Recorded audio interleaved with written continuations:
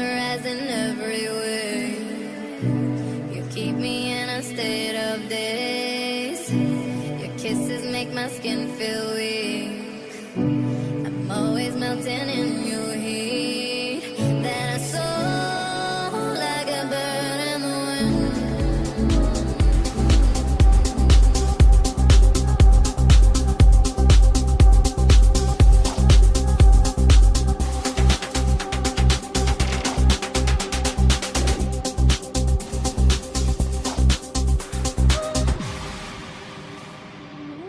Sé que tienen las flores, llorona las flores del campo santo. Que cuando la mueve el viento, llorona parece que están llorando. Que cuando la mueve el viento, llorona parece que están llorando. Que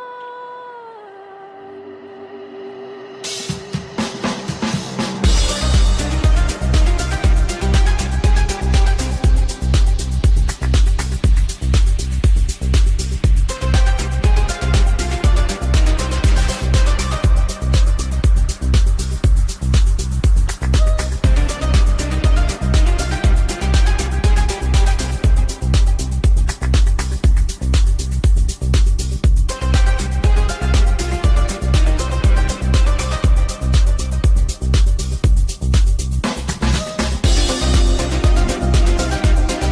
llorona parece que están llorando.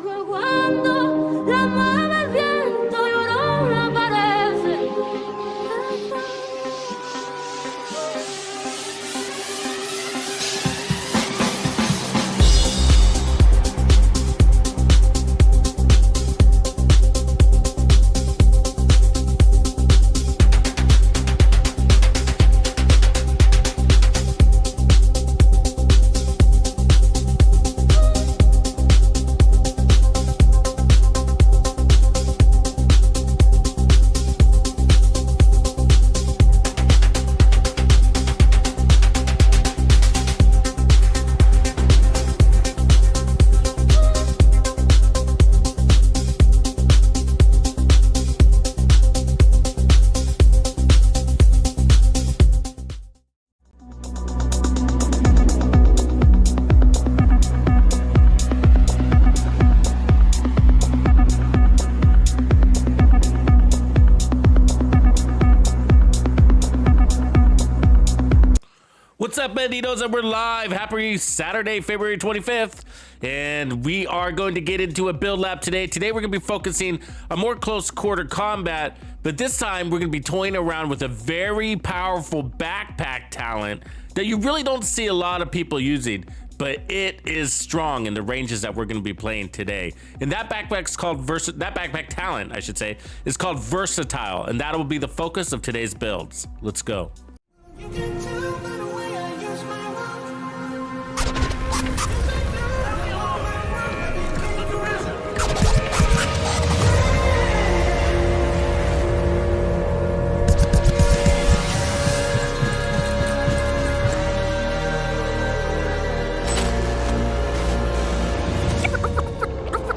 Freak out, yo!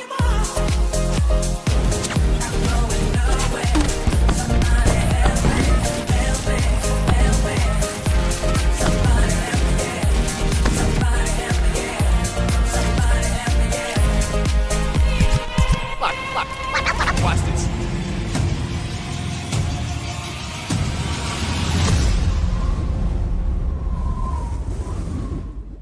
I'm back with you, Bandidos. Looking forward to today's live stream where we will be focusing on the versatile backpack talent actually one of the best backpack talents in the game. Now you hear me talking, actually you hear me using, or you see me, hear me, you see me and hear me using the Memento backpack a lot in this game.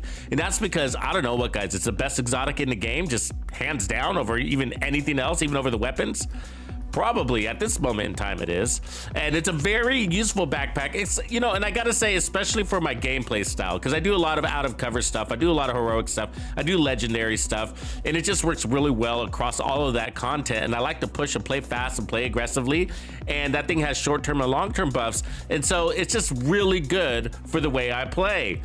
And then it's just sort of begun to overtake almost all my builds, my favorite builds at least, not all of them, but my favorite builds, because I've come to realize that, you know, even for like my more relaxed builds, like sniper builds, it's still even more useful than versatile.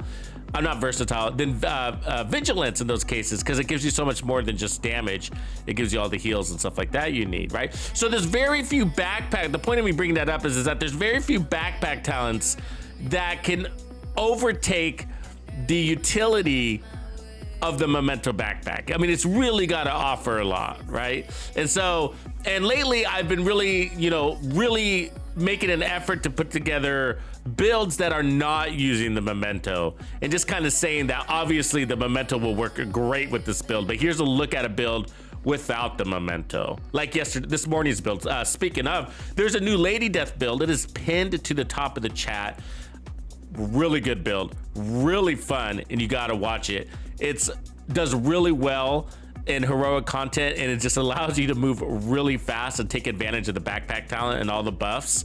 That's sort of the purpose of it. It's sort of like a trifecta or a synergy that, you know, if you really look into what speed does for builds, it really kind of stretches out all of your talent buffs, and that's sort of what I did with the build this morning. So please check out that Lady Death build when you get a moment. Maybe give it a like and a comment to support the channel and to help other people on YouTube discover that build and hopefully learn from it too. And so I didn't use the Memento in that build. That's a non-Memento build, but of course the Memento would work great in that one, and maybe even lift it to make it even stronger. And so anyways, my point is like, you know, we have alternates for the Memento, but the Memento just tends to be best in slot on the backpack unless you have a really good use case for, you know, a different exotic on the build, or you have another talent in mind that can really overshadow it. And the point of me bringing it up is versatile is one of those talents that that's really hard to deny. And that's because of its buff, which gives you the best type of damage in the game. You know, at least for me, my favorite type of damage in this game is amplified damage. Amplified damage. It's just like, I mean, I love it more than crit damage. I love it more than total weapon damage. You know, it's just the pinnacle of damage in this game. So this versatile talent amplifies total weapon damage for 10 seconds. And that's the condition is when swapping between your primary and secondary weapons, if they are different. Okay, so before we go into anything else, we got amplified damage. So the best damage there is 10 seconds, which is pretty a very typical buff in this game. Like the killer talent is 10 seconds. The Memento trophies, short-term buffs, 10 seconds, right? A lot of things are based on that 10-second window. Kind of funny, right? Think about that. And that's asking for an aggressive play style. I'm just gonna tell you that right now, and especially for heroic open world content. But as we discussed, even in that Lady Death build video this morning, I discussed that like 10 seconds is a long time when you're surrounded by enemies, but when things are spread out like they can be in control points, it takes 10 seconds to go from one engagement to the other, basically. You know, obviously there's variables there and how far they are away, but you know, you're always running around from this side of the control point to that side of the control point or whatever, and it takes about 10 seconds to do that jog. And then by the time you arrive to your next set of enemies, the buff that you possibly earned can expire. You know, but this one's got some circumstances to it that allow you to basically elongate it. It can always be active because the trigger on versatile is the swapping between your primary and secondary weapons. Now, if you over swap, you can disengage it, but as long as you're not over swapping, then you can make it perpetual. You're always gonna have whatever amplified damage you qualify for, which is the second part of this. Okay, so you know, it's really interesting. I gotta say, like the very bottom part of this, but like for example, today we're gonna be looking specifically at the 35%. Okay, so we're gonna be getting 35% amplified damage to enemies within 15 meters for shotguns and SMGs. So this is going to be a shotgun and SMG build, and that's why we are continuing our SMG series. This might be the last day of the SMG series, as a matter of fact, because we're right against season 11. So, which basically sort of kicks off on Monday, but officially starts on Tuesday. And so we will be using shotguns and SMGs. We're going to have to play within 15 meters, which is perfect because that's where we want to play. But 35% amplified damage is the highest amount of amplified damage you can get in this game off of a single talent, outside of the Lady Death. So the Lady Death will give you 75% basically per bullet, and so that's really powerful. So this is second to that at 35% amplified damage, and all you got to do is swap your weapon to get it, and it's going to last for 10 seconds. And you start with your shotgun, swap to your SMG, you have it, swap back to your shotgun, you refresh that time frame, that 10 seconds. Now again, there's a second condition, which is you got to be within 15 meters. So, but we're going to be there most of the time anyways, but just keep an eye on that. Enemies can crawl out of that zone. Anyways, the next one is 35% to enemies further than 25 meters, which is also really powerful. The hard part is with that is that it's really hard to manage the enemies at longer distances. You know what I mean? You're like, oh wait, they're at 24 meters. Let me bet you can end up having to back up, and that's hard. And then the enemy pushes forward or moves or whatever. So it's really hard to manage enemies in longer distances. So I think the longer distance ones are less popular for that reason. But when it comes to playing aggressive, it's really easy. You get in that zone and you stay in that zone. You're just always running forward basically, which is a more natural way to play. And so the bottom two ones, the last one being 10% to enemies between 15 and 25 meters, that just always seems to be kind of on a randomness, you know. And the problem with the randomness to the distance is that you're having to constantly swap weapons, hoping for that random moment to be in play. Maybe it is, maybe it's not. So you're kind of swapping weapons for no reason sometimes, I guess. There's a word for that, but I'm blanking on it. But so that's kind of what's annoying about those last two. So that's why I think when it comes to versatile, it's really powerful in close range. Okay, so you get it. Shotguns, SMGs, we got to be in 15 meters. We got to swap weapons once every 10 seconds, and then we're gonna get 35% amp damage. Cha-ching, right? Okay, so next. We're gonna be playing onto that. So what we're gonna do is what I'm gonna show you is we're gonna build onto the amp damage. Okay, so this is an amp damage build. So right now, because it's an amp damage build, I'm gonna use Hunter's Fury. So Hunter's Fury, we got shotgun SMG damage, perfect. That's what we're playing into, and we haven't used Hunter's Fury hardly all week, even though, which is interesting because we've been doing SMG builds all week, right? And so I was purposely avoiding Hunter's Fury because it's pretty straightforward. You know, but there's no reason to avoid it. It's a great gear set, one of the best in the game, but it's pretty straightforward. It's aggressive, and it can still be difficult to use for newer players, even though it's one of the best and most powerful gear sets in the game. And the reason why is because it's all reactive, right? In other words, it's not proactive like what bonus armor would do for you, right? Bonus armor is like a shielding that allows you to play more aggressive with confidence. In this one, you're kind of going up there naked and be like, oh, I'm gonna take damage, but I'm gonna kill you, and that's gonna heal me. And that's what I mean by reactive. It requires an action, and then therefore is another the result of that action, right? Action, reaction. So the kill will give us 20% armor on kill, and boy, do you need that, right? And so, but it's fine, it's enough. You don't need to be at full armor with this build. You just need to be at an effective amount of armor to maintain your confidence to continue to push on the enemy. Okay, so shotgun damage, which is just added to damage, 20% armor on kill, very important, and then Apex Predator. So here's the amplified damage part, okay? So enemies within 15 meters, ding, ding, ding, ding, ding. You guys see a synergy there? So yeah, versatile, 15 meters. Apex Predator, 15 meters. Okay, cool. So receive a debuff, amplifying weapon damage against them by 20%. All you got to do is stand there. And then on the other one, on versatile, all you gotta do is switch weapons, you know, and then you got that 10-second buff. So basically you've done nothing, and you have what, guys? 55% amplified damage before you even shoot your gun. No kill required. The easiest power up you could ever get, and amplified damage again is the best damage you can get in this game.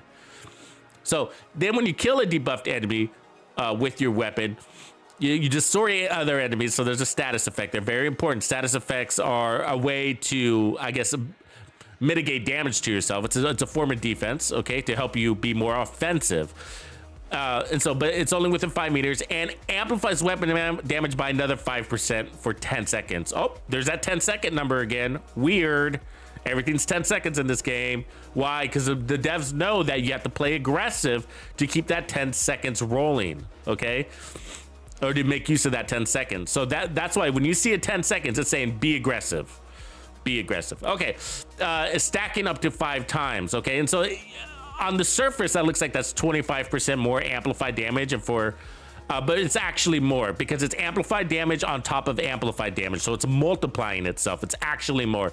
It's going to be something over 29s in the low 30%. Okay. So let's just round it up to 30% for simple math reasons. So that's 30 plus 20. Okay. So that's 50% amplified damage. And then the backpack pushes us up to 85% amplified damage, give or take. Okay. So 85% amplified damage. Huge. We're not done. And then right now I'm using the flat line, okay, which is going to give us another 15% amplified damage to pulsed enemies. And so we were just at 85. That pushes it to 90, 100% amplified damage. All you got to do is point at the enemy. Another easy amplified damage without requiring any condition. No kills, no nothing, right? Just stand there and point, right? Stand there and point. So you got to be able to pulse them though. And so I do have this the spotter thing. We'll talk more about that. And then of course for consistency, I have a flat line on the shotgun. So it's the same thing, another 15% damage to, and that's amplified damage. So we're at 100% amplified damage. I'm not done. The chest piece, we're running perfect spotter for another 20% amplified weapon damage for just standing there, okay? Again, another really easy talent, no kill required. There's no distance on that as well. And so that's also nice. And it doesn't time out, which is also nice. So you need that balance there, okay? Because what if your enemy is at 16 meters and they're a major threat? Happens all the time, more than you realize, okay? So if they're at 16 meters, that means versatile is not kicking in, and neither is the amplified damage 20% debuff from Hunter's Fury. So you need some damage out there that's not going to be affected by that 15-meter limit if you really want to get the most out of your build and not be super weak on the enemies that are at 16 meters. Like I said, happens a lot. So we already have 20% here and then 15% on the off the guns that are going to be helping amplify the base damage that'll be being applied to those guys. So so that's the basis of the build. And then otherwise right now I got armor here. And then I got another armor core here. So we're running out of basically 1.1 million armor. So this is just a starter build. We're going to toy around with this build. We'll strip off Hunter's Fury eventually and kind of toy around with some other concepts, okay, based on what we discover about the power from this build. We can have so much power, it can be crazy. Right, so there's more to this though. So everything's just basically got crits, okay? But what I want to note, well, let's talk about survivability now besides the damage, okay? So we got the status effect. Cool. Let's hold that status effect for a second, but let's talk about armor on kill. So we got 20% armor on kill. Notice I don't have a shield, so my intentions are to run this shieldless, okay? So that means we need to be a little bit more aggressive on our survivability. And knowing that we have tons of power, again, 120% amp damage on top of our crits and high base weapon damage, we're gonna need that extra survivability. So I am running 2 pieces of Uzina for another 10% armor on kill. So we're at 30% armor on kill as it sits. Okay, and so if we weren't running Perfect Spotter, I decided to go with Perfect Spotter, but the other way to go is just to run Gunner, and then you can run non-Perfect Spotter. You know, if you wanted to, you'd lose 5% amp damage by doing that, gain more crits, but you could actually pull in another 10% armor on kill and push this to 40% armor on kill. But do we need that? We don't know yet. So let's go. We're going to try it out like this and see if we're good with the 30% armor on kill. But I'm not done with the armor on kill. Notice the shotgun is the mop, and we're going to be rotating this to every 10 seconds, which is basically every other kill or two. Okay, so basically every second or third kill is going to get us an additional 10% armor on kill. So we do have 40% armor on kill every second or third kill. Okay, so we're gonna have 30% armor on kill, 30% armor on kill, 40% armor on kill, 30%, 30%, 40%, something like that. It's actually probably gonna go 30, 30, 40, 40. You know, it just depends on how the enemies roll out of their door. Okay, so we got lots of survivability. Now let's talk about the status effects, which is a crowd control element. Which is both an offense and a defense. It allows you to kill more enemies in a shorter amount of time, right? And prevents them from shooting back at you. So we got the disorient status effect, all right? And then we have a riot foam canister. So that's to help people from flanking me or in case I come across really big groups. All right, so we're going to be using that. And then, and that's nice because we got the skill tier. So the skill tier is helping us with both of our skills. And then I decided to go with the decoy. It's a way to basically, it's like adding another player in a way, right? So it's gonna break up the what do you call it? The aggro, right? So you pull an aggro from the enemy, you throw out your decoy. The decoy is gonna share that aggro with you. So you're not taking all the damage from the group. You're taking none or some. So the decoy is really good, and so of course that's a tier 1 decoy. So yeah, three riot foams should be enough, and then a tier 1 decoy that will help us move a little bit more freely. So as far as crits, we're max on the SMG, but the shotgun's not going to be so lucky, but it really doesn't really need to. And the reason why is we got the 120% amp damage, but also it's got a very high base weapon damage. It's almost 1 million, right? And the SMG's at almost 100,000. So quite a bit different, 100,000 and 1 million, but they work differently too, right? This is an RPM based DPS weapon. This is a high RPM shotgun with a lot of pellets that are going to crit at the same time. So we do want to add crit damage down here, and so I was just kind of getting to that. Let's load that up, and then we'll look at the final stats here. And so we have so much damage, one of the questions I want to look at for the day, with the amp damage is like, what happens if you strip all the crits off of the build? What if we ran no crits? Would we love the build? Would we feel like just as strong? Would we even notice, right? And so that's one way to do it, or keep the crits, add more armor to get more survivability. But we're doing armor on kill, which is really tied to how fast you're killing.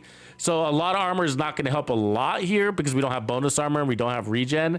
So you just need maybe one more armor core could be enough just to take in a couple extra punches. But otherwise, armor isn't going to help too much, and we're not running the shield, so it doesn't buff that either. So we could take off some crits and put like protection from elites. We could put armor regen instead of crits everywhere. We could put more skill haste. We can add one skill tier to put more status effects. Lots of ways you could go with this build. But right now we'll keep it pretty straightforward here. So let's take a look at the stats now. So we're at 60% crit chance, basically 140% crit damage. And then the shotgun is 32-140. All right, and then as far as, let's look at the armor on kill. It's basically 1/3 of 1 million there. So that's pretty good. We're happy with that. So yeah, this should be fun. But cycling through weapons before we go into things is a really efficient way to play in this game. If you can find builds where you can cycle through all 3 of your weapons, you are a very efficient killer. Okay? Because the time it takes for you to swap weapons is usually faster if by at least half a second. Okay, by at least half a second, sometimes more, as high as 1.5 seconds, depending on the weapon. So swapping weapons is faster than reloading, Well, you're probably thinking in your head, well, I have to reload anyways. Well, you can, there's a way you can, you know, it's not a glitch, but there's a way to efficiently reload while you're swapping weapons. So, and it's all the thing, you have to practice the timing. Many of you already have this down.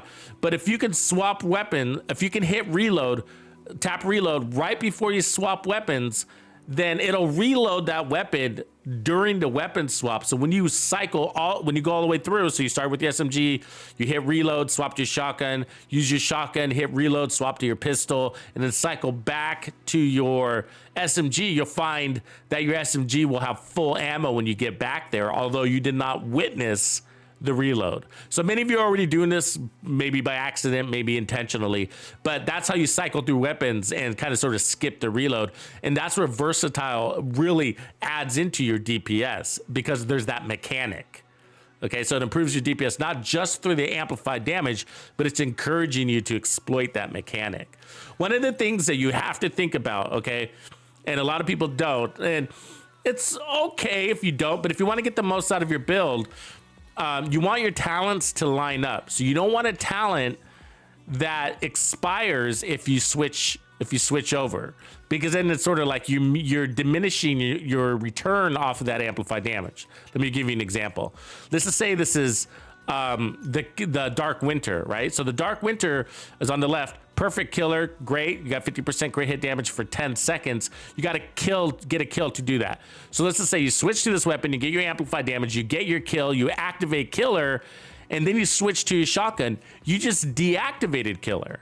So you earned your weapon talent, and then you deactivated it, and you don't get to use it because you switched to your shotgun so that you can maintain your amp damage.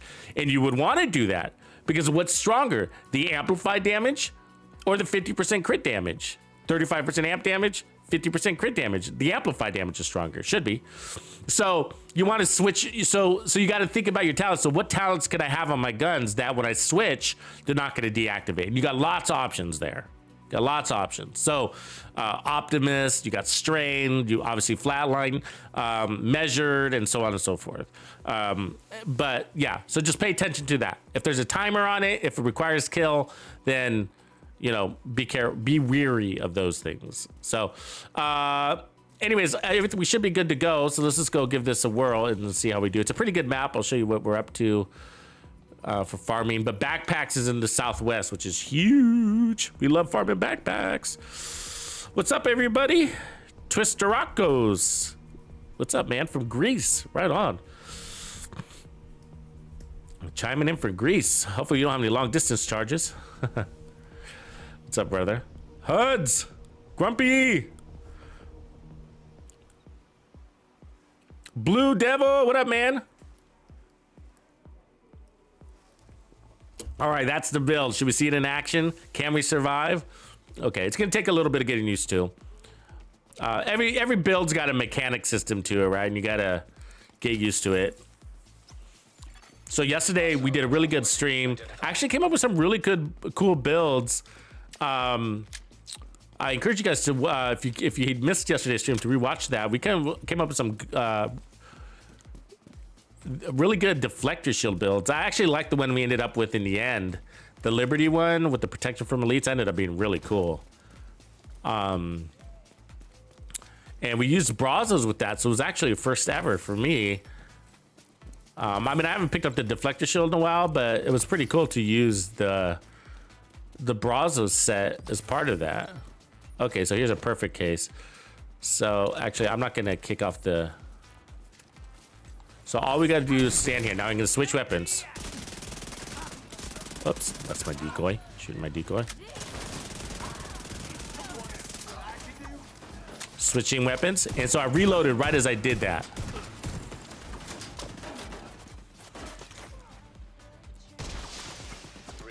And so you can see the numbers to the right of the 8. So you see 45, 31, 2, right? So those are your weapon ammos, right? So the 45 is the SMG. So as you can see, I hit reload right as I swapped weapons, and we got the ammos you can see there. So I switched back to the SMG.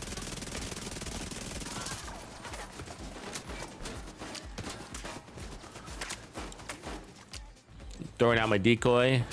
Get them to focus on that so we can get to our fight zone.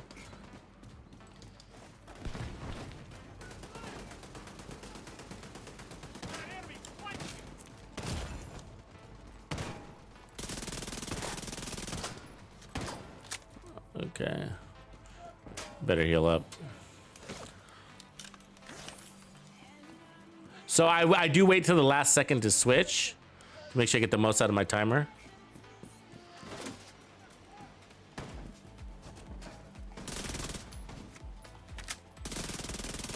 Come on back. There we go.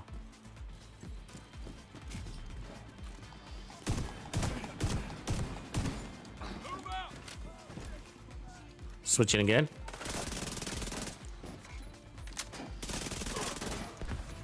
Where's my damn backup? Keep them together.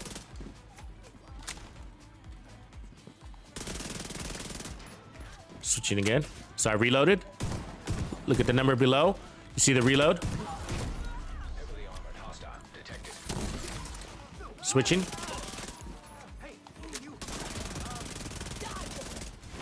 Oh, she got me. Fucking punches, huh? Serious trauma. Switching.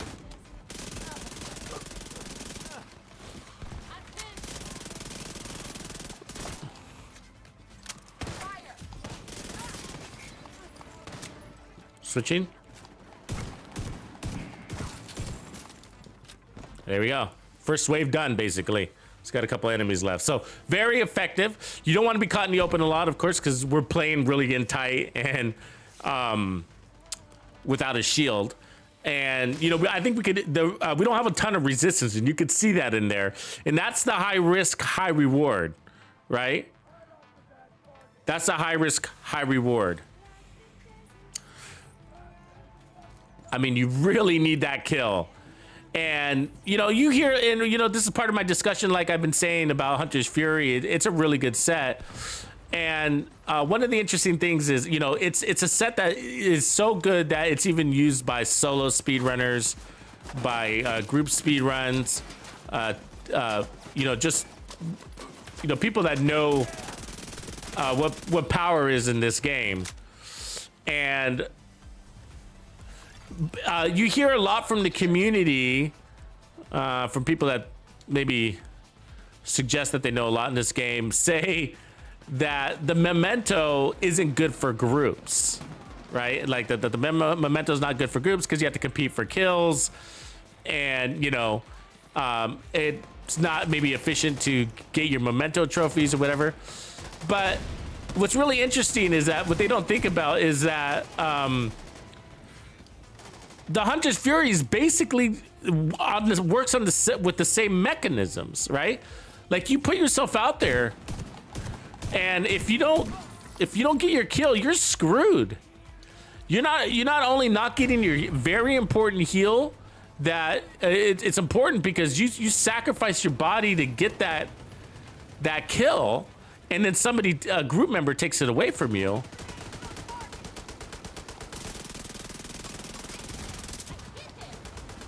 You know, it's the same concept. It's not the same mechanism, you know? High risk, high reward. But it works in groups, the Hunter's Fury, right? And so does the memento. It's the same thing. But it's really interesting how people discriminate against the memento.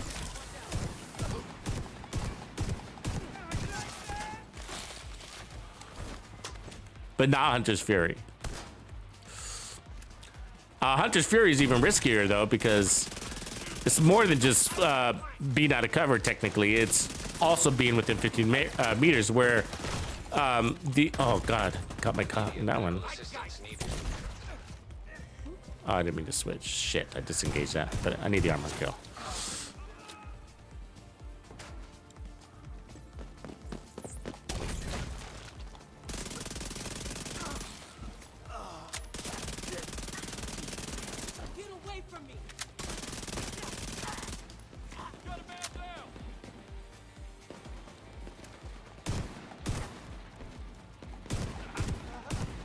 Oh god, I missed all the shots. Heavily armored hostile detected. Switch! God damn it.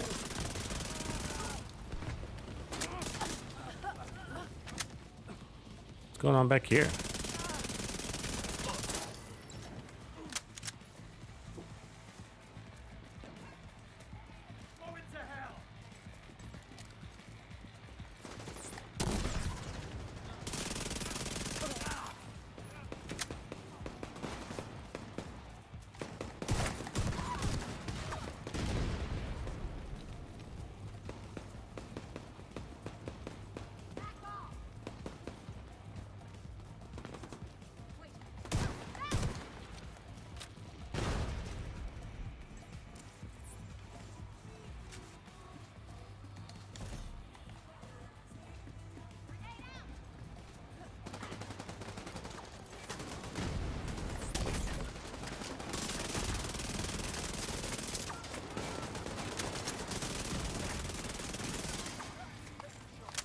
There it is.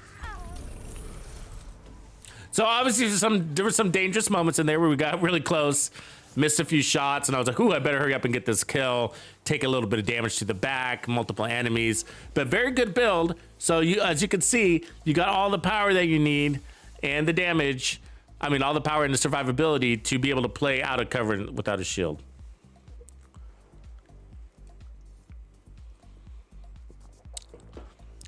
Papicho. The portable, you know, we don't have a delivery date on the portable version, but season 11 comes out on Tuesday for Division 2. But yeah, you're talking about the Resurgence, Division Resurgence, and it's still in testing. They still need to test in the US. So they haven't tested in the US. It's only been tested in the UK. So we're waiting for that test before it's finalized. I think they are anticipating a 2023 launch date though. So I think they've said that much. Fiscal year 2023. So that technically goes into 2024 of March. So notice we didn't use the pistol in that cycle. And if you are able to use the pistol, you can get 20% bursts of additional weapon damage, at least, per enemy you tag. 20, 40, 60. The problem is that we're playing so quickly and so close that you can only afford to swap so many times. Because remember, every time you swap, it's like adding a sort of a reload cycle. Even though it's shorter than a reload cycle. So it's a little more difficult to get that third weapon. But there are moments when you can, you know. And if you can, then that lasts for, let's see, 10 seconds also, just like everything else. So anyways, and there are moments when you can, but you know, I at that stage, I'm just doing okay. I don't really need the additional buff. So it's there.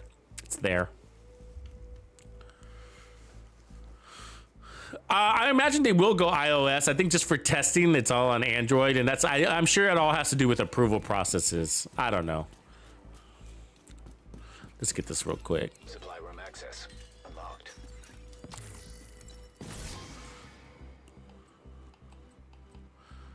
Oh yeah, let me show you the map in case you guys are wondering what we're up to today. So we got Hunter's Fury here. We got backpacks here, so I'm really excited about that. I love farming backpacks.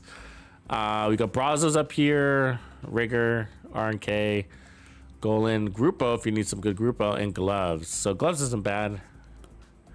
And then tips, ongoing directive. All right. So we saw some really risky situations. So it does make you wonder, would we be better off with Gunner and the non-perfect talent here? And so I think it's worth the shot to see if that plays out better. Obviously, we completed that pretty successfully, but let's see if we can give ourselves a little space for error.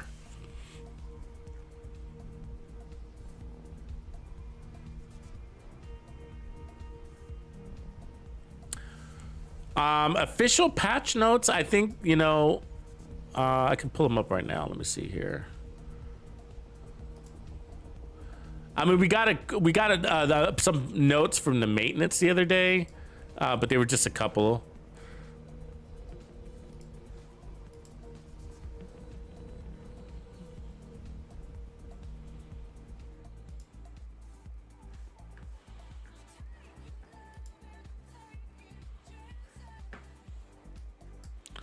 But otherwise, I think it was the last title update, right? It was like 16.4.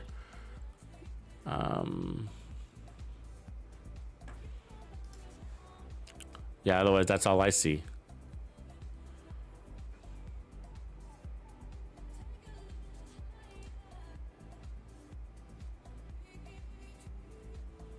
So basically, well, there was the PTS. Was that after 16.4? I think so. But they weren't official patch notes. They were tentative patch notes.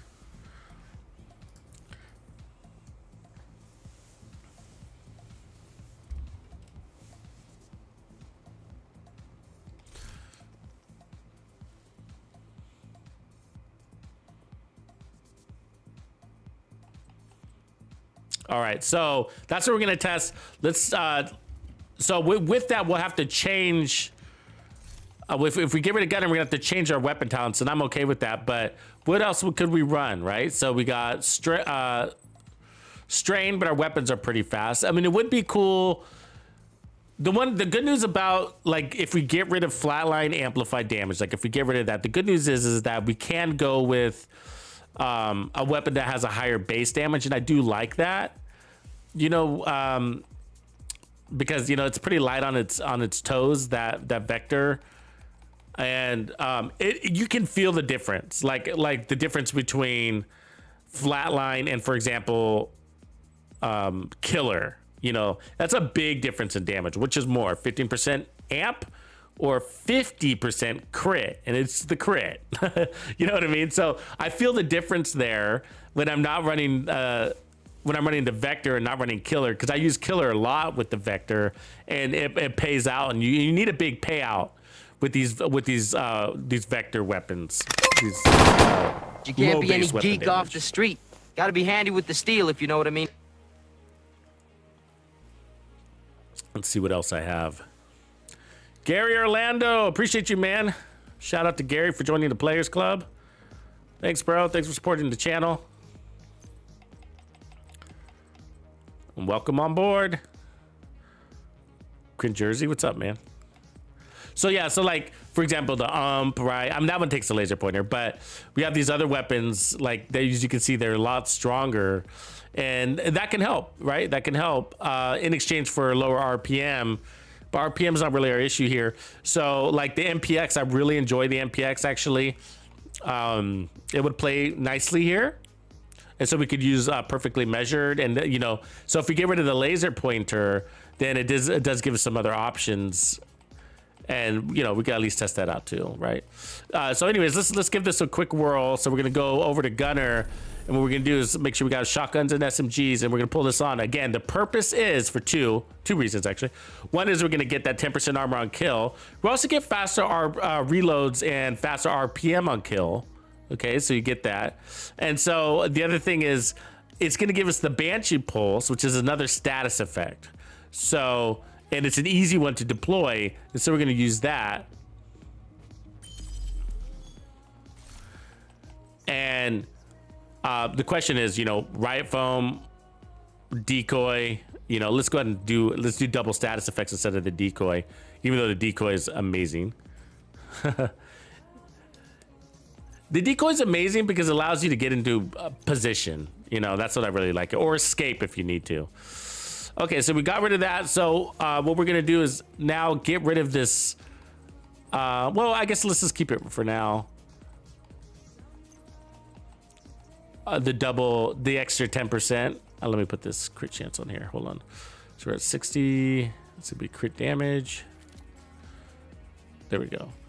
Let me see here. The armor on kill, but we're gonna need a different chest talent, like obliterate.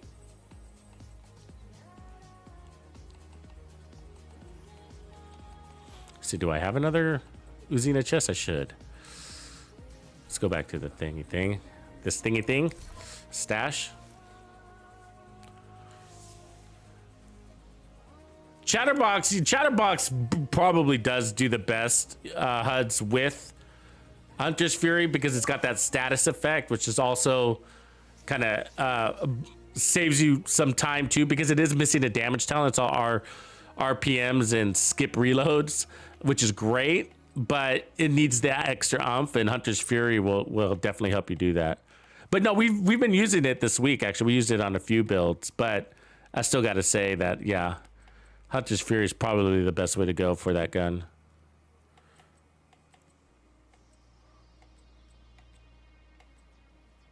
So we could do 2-piece Bellstone if I have that other Bellstone, but let me see if I have an Azina that's freed up. I should have one. That one could work. Here we go. I mean, we could use the armor regen. I wouldn't mind that. So basically, all I'm doing though is just going to. We could also power up, right? So we can put like a Sokolov, a Grupo, you know, or both. We could put a Badger Tough, right? So we could do all those things. But at this moment, what I'm just gonna do is preserve. There we go. Critted that thing. I was gonna preserve that armor on kill. So we basically raise our armor on kill. So we got 10% from this 2-piece set, 20% from Hunter's Fury, and then another 10% from Gunner now. And so I'm gonna put on Closer here. I'm sorry, Spotter here. No, wait. We're not gonna use Spotter anymore because we don't got the laser pointer. So let's do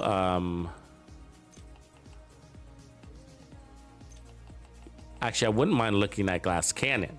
I know that sounds crazy. But I've done Glass Cannon with this build before and I actually kind of like it.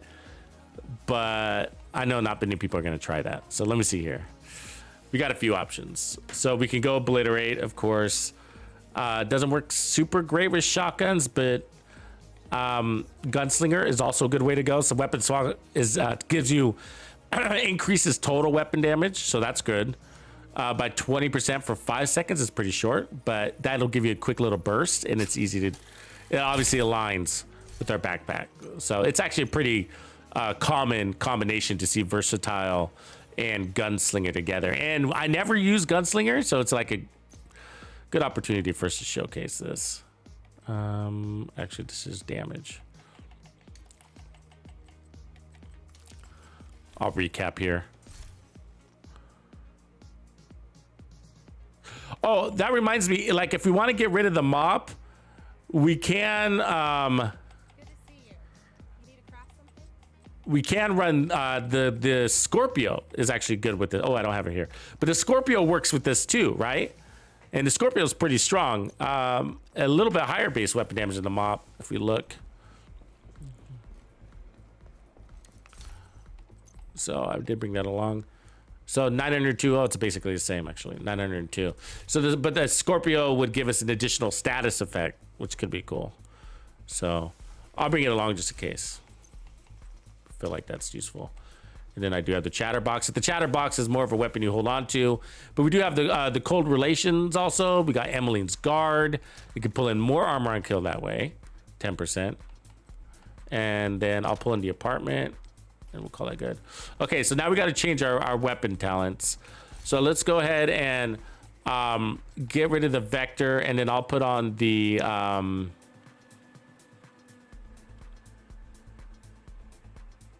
actually, let's go with Emmeline's Guard here, because it's gonna put it in line with the mop, right? So that's gonna give us 12% armor kill, and with chest shots, which is gonna happen mostly. 24 if you get a headshot, but usually it's gonna be a body shot. So we just picked up our armor on kill a ton, and then we'll hold on to the mop. We'll just change the talent.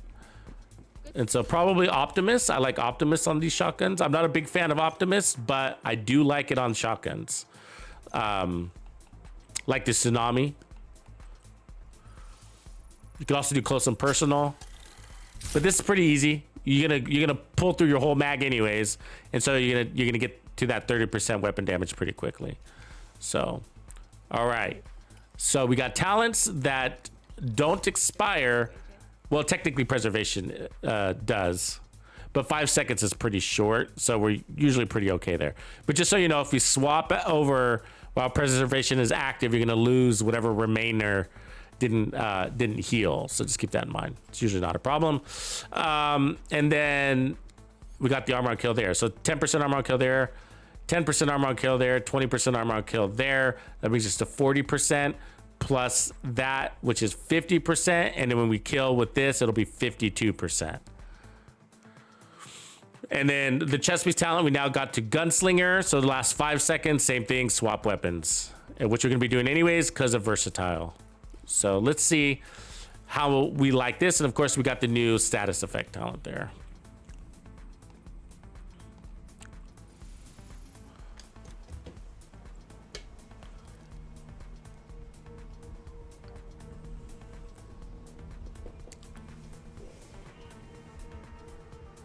I can see you, Matt.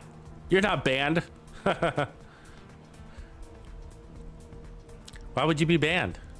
Did you do something naughty, Matt? All right, so tons of survivability, and then we're gonna stop, and at some point, and we gotta evaluate, right? Like we have to evaluate, like, is it worth having all the survivability? Oh, by the way, we added another armor core. I didn't realize that. Let me see if I have an alternate here. I don't, so let's just run with it for now. But at some point, you gotta ask yourself, we'd be like, so you're doing all this to avoid his shield? Just put on the shield. You know what I mean? So all that armor on kill is because we don't have a shield, right? If we had the shield, you wouldn't need all that armor on kill. As a matter of fact, you could probably just be happy with the 20% armor on kill you have. Think about that. On some builds, see, on some builds, you're so strong, it's okay. It's okay. You're like, my time to kill is so fast. What else am I gonna do? You know what I mean? I start with my shotgun. I like doing that. So I do that, like, you know, on some builds, like, you know, with the Lady Death one this morning, for example, like we were so strong. I was just like, God, you might as well add a little bit of survivability. Added some little extra armor, you know, stuff like that. Because I was like, our time to kill was lickety split. I didn't need a faster time to kill. You know. So, but on some builds, you know, you really got to evaluate. But like, well, you know, might just be better adding the shield and then driving more power to the build. It depends. They're all a little bit different that way. You just got to feel it out. How does it play? The testing range is really difficult to determine some of that stuff. Switching weapons. That felt good.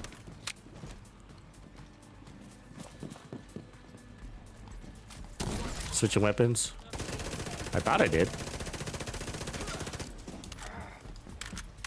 Switching weapon now, I guess. One shot at him. For some reason, this is feeling stronger. Let's get out of that kill box. Ooh, we were surrounded. Switched weapons.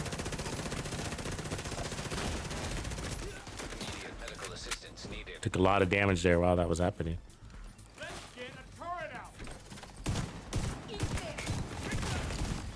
Ah, there's too many of them right here. Yeah, it's completely surrounded. Let's try that again.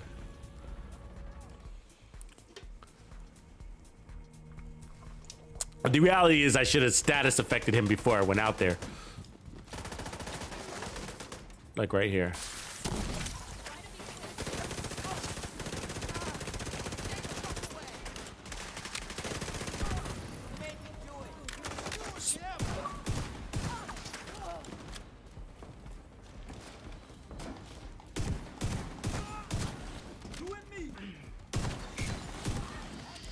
Switch your weapons. You know why this one is feeling more powerful? It was that flatline talent. The flatline talent is actually not that strong. It really only works like with very strong weapons, I've found. You know?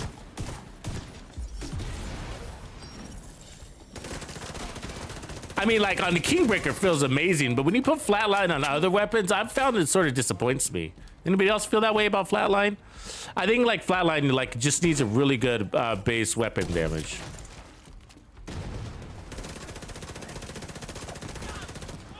So this is the Emeline Guard. It's pretty good, huh? I mean, we got so much armor on kill. It's amazing that it's killing as fast as it is. It could be faster, our time to kill. I'd say that. You know what I mean? But it is pretty amazing based on what we got going for us right here. The shotgun definitely got stronger, I could say that. It's doing way better with Optimist than it did with Flatline.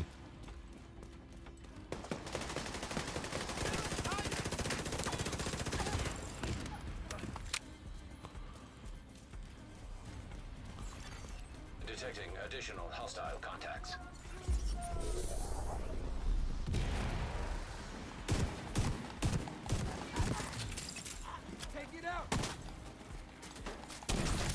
Ah, I switch weapons.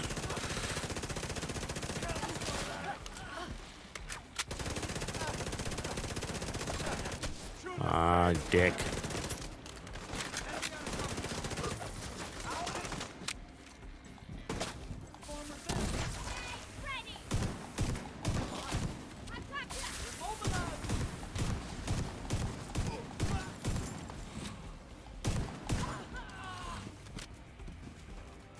Oh shit, more. See how the status effects are really adding to our survivability.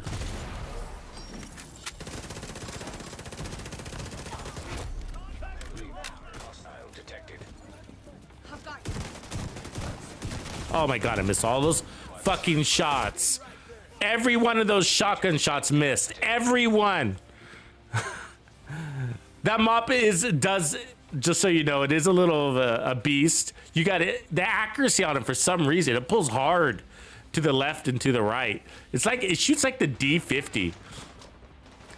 So we died because I missed all my shots. You obviously got to land your shots when you got 5 guys standing in front of you, but there you go.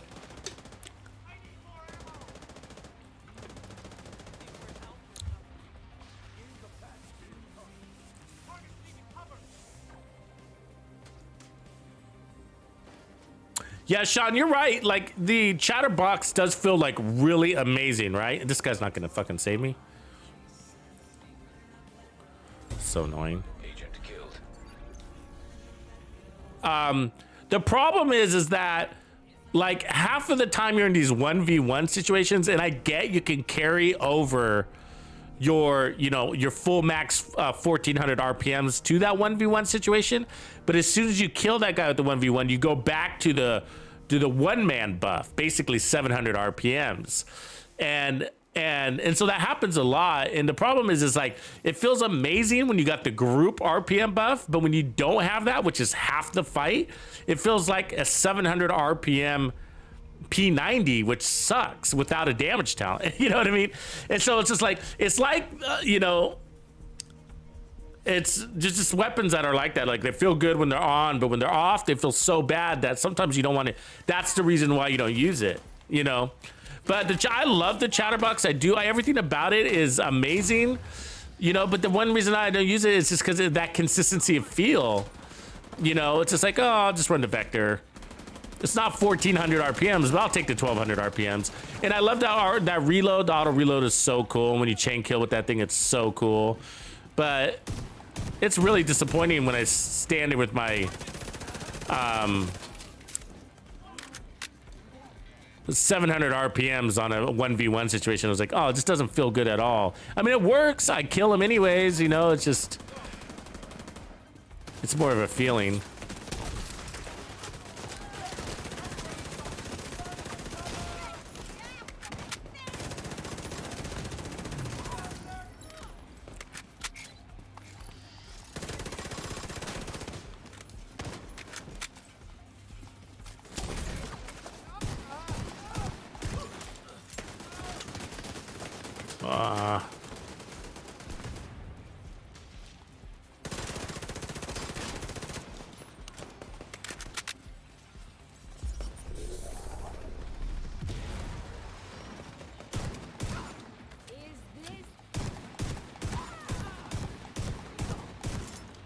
Half those shots didn't land on there. It's ridiculous.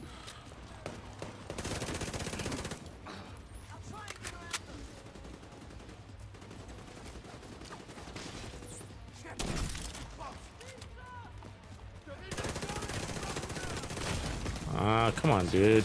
Can't be that fast. Agent out of action.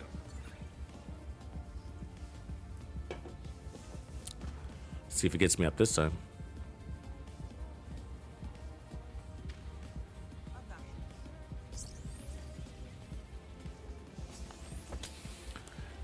Yeah, I can see it working, Norman. I can see the Honey Badger working with Flatline, because it's not a low base weapon damage. It's not a high base weapon damage. It kind of sits in the middle. And so that you might have found, if it feels good, you might have found like the threshold.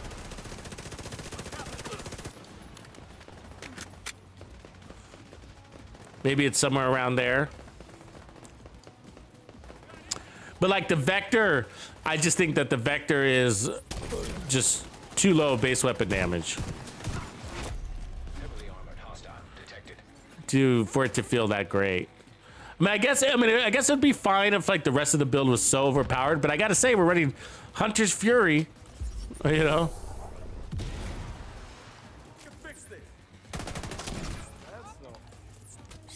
Got it. What's with the changing weapons? Why did it take so long to get out of my phone, you know?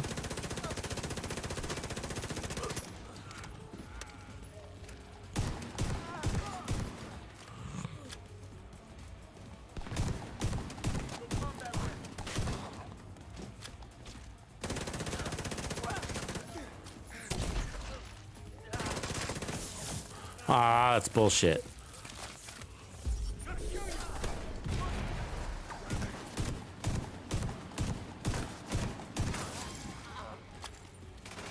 Status effects do a lot to you, huh? I mean, they do a lot for survivability. The catch is they take a little bit of time to deploy, you know. Sometimes the server is a little slow, so like swapping in and out of the riot foam, it's just like, it's weird. It's like, feels like there's a lag there. And then with the pulse, you have to charge it up. And luckily the NPCs are dumb enough to just sit there and stare at me as I'm charging it up sometimes. And so that's like adding to my survivability when really they should be shooting me and I'd be dead. You know what I mean? So, you know, whatever. But, and so we had a little extra armor on that. I think we'd actually would have done better without that armor. But it worked.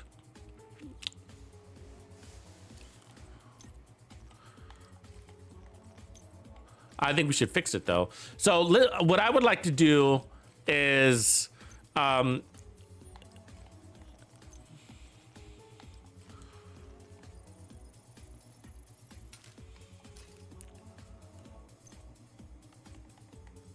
this is there's a new pistol coming in season 11. This is the new pistol that came, the new exotic pistol that came with season 10. It's called the Busy Little Bee. It gives you 20% weapon damage for every tag, and then when you switch back to your primary weapons, it activates that weapon damage, and so you can have a ton of extra weapon damage, up to 10 stacks, which is 200%. And so I feel like it does work for out of cover run and gun builds. But with versatile, sometimes it feels like there'd be too much weapon swapping, and that could get you killed. But it has to do with how aggressive you're playing, right? So I think that if you're playing less aggressive and limiting yourself to 2 weapon swaps, it could be okay. The orbit is also a good option for this build. If you got an enemy that's just on the edge of death, and then you can switch to that orbit and then activate more crit chance and more crit damage. So that's another way to go. I feel like the orbit's never been really a game changer, and the reason why is because there's a funny time limit to it, right? Like you gotta swap out of it within 10 seconds, where the Busy Bee, you can hold on to your buff as long as you want. You can carry the buff to the next fight. You can tag an enemy and then carry it over to the next fight, and then swap over in your next fight. So anyways, let's fix this build real quick.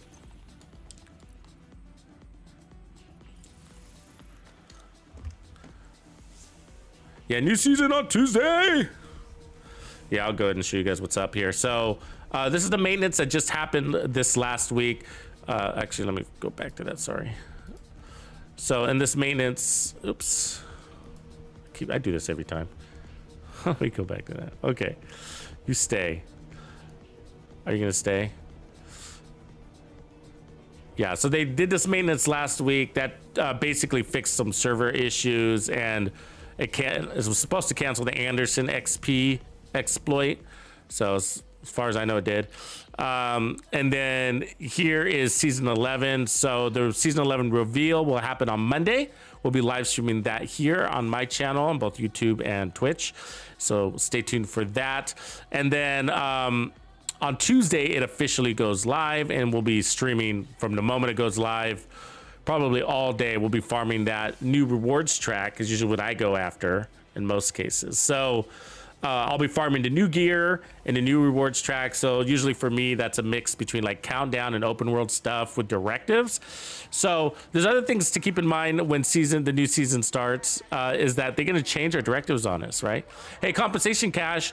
So remember, you only got till Monday to get yours. And this should be, you can get it from your mailbox inside your cache.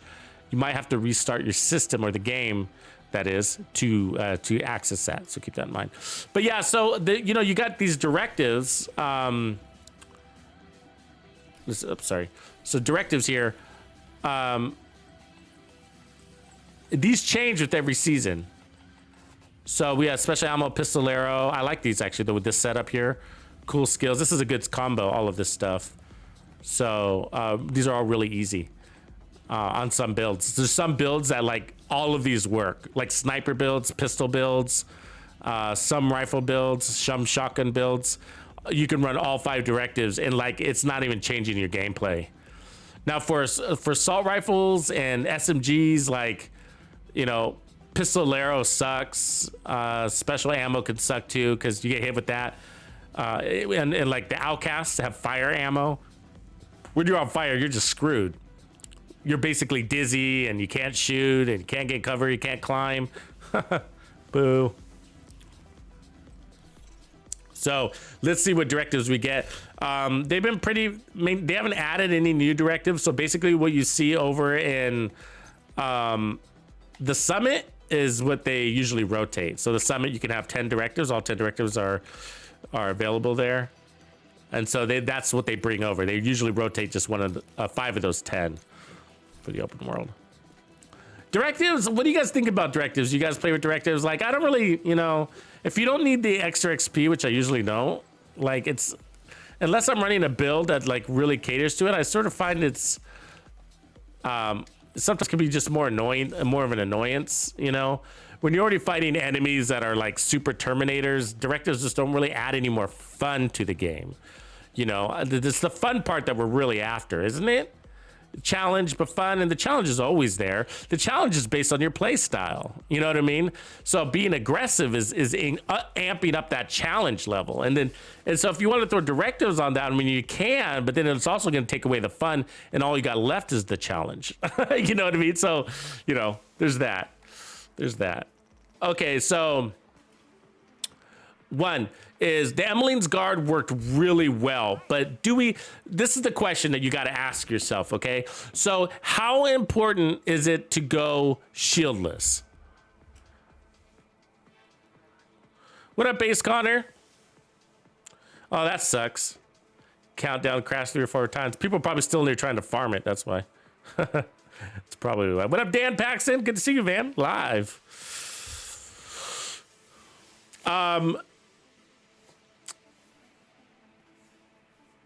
Yeah, like, yeah, if you don't need XP so bad, then yeah, it's better to go for fun. I'm with you, Evan. Like, it's, you know, it's because I get that all the time. People are like, what? Why are you running 5 directives? And we're like, why?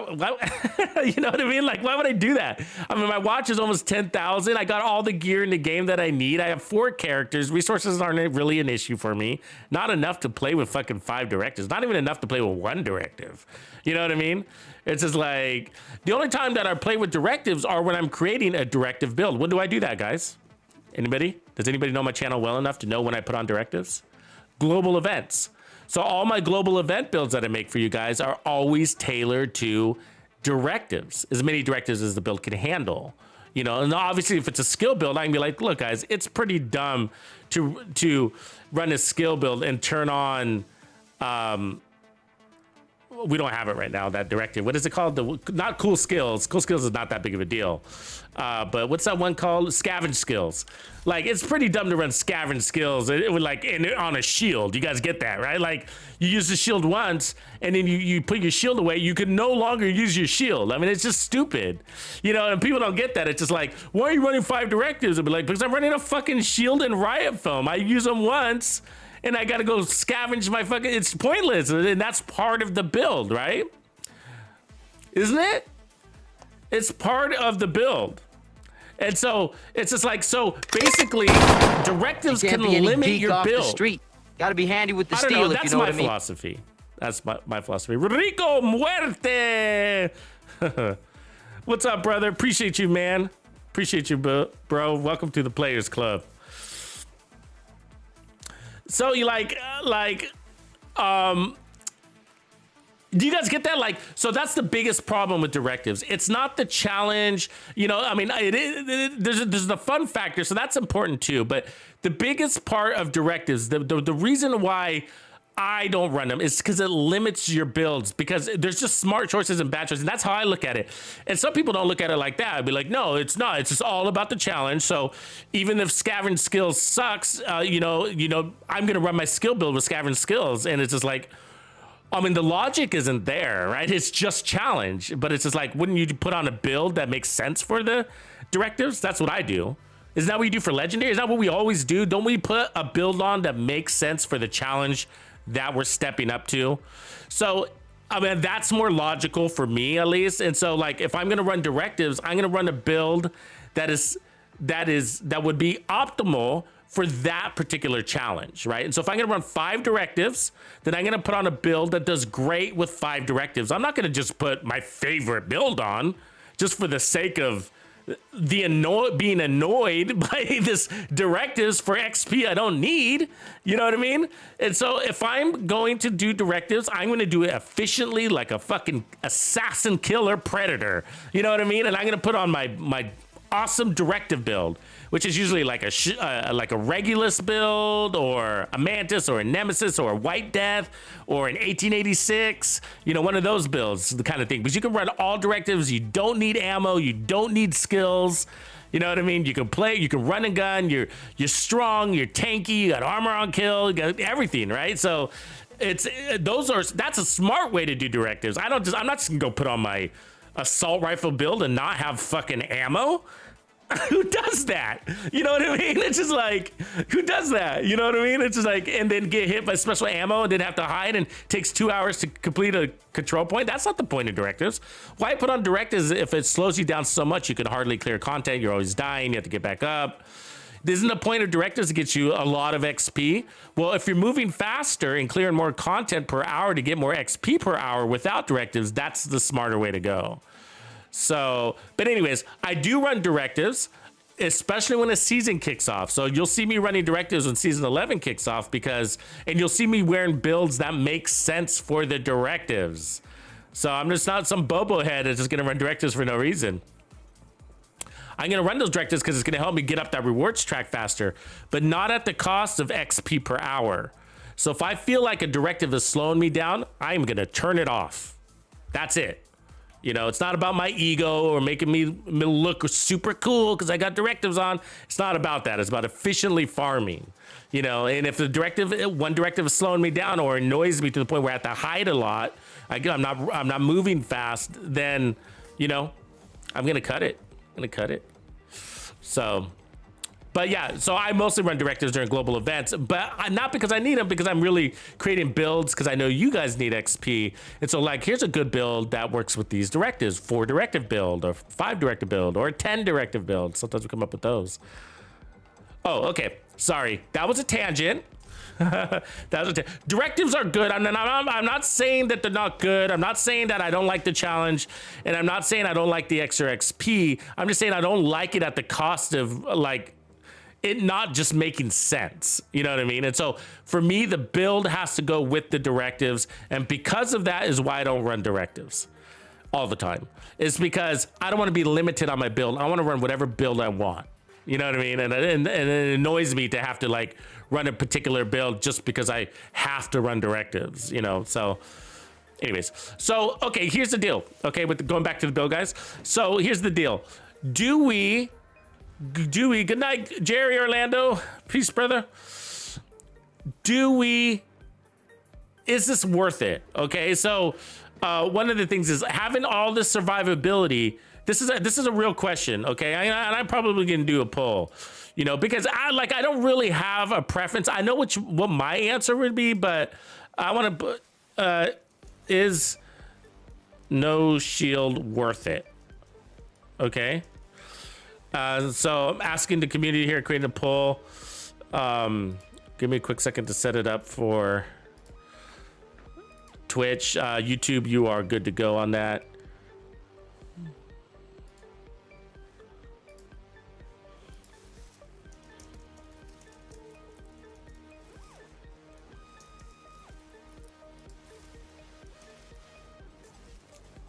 and particularly for a run and gun, okay?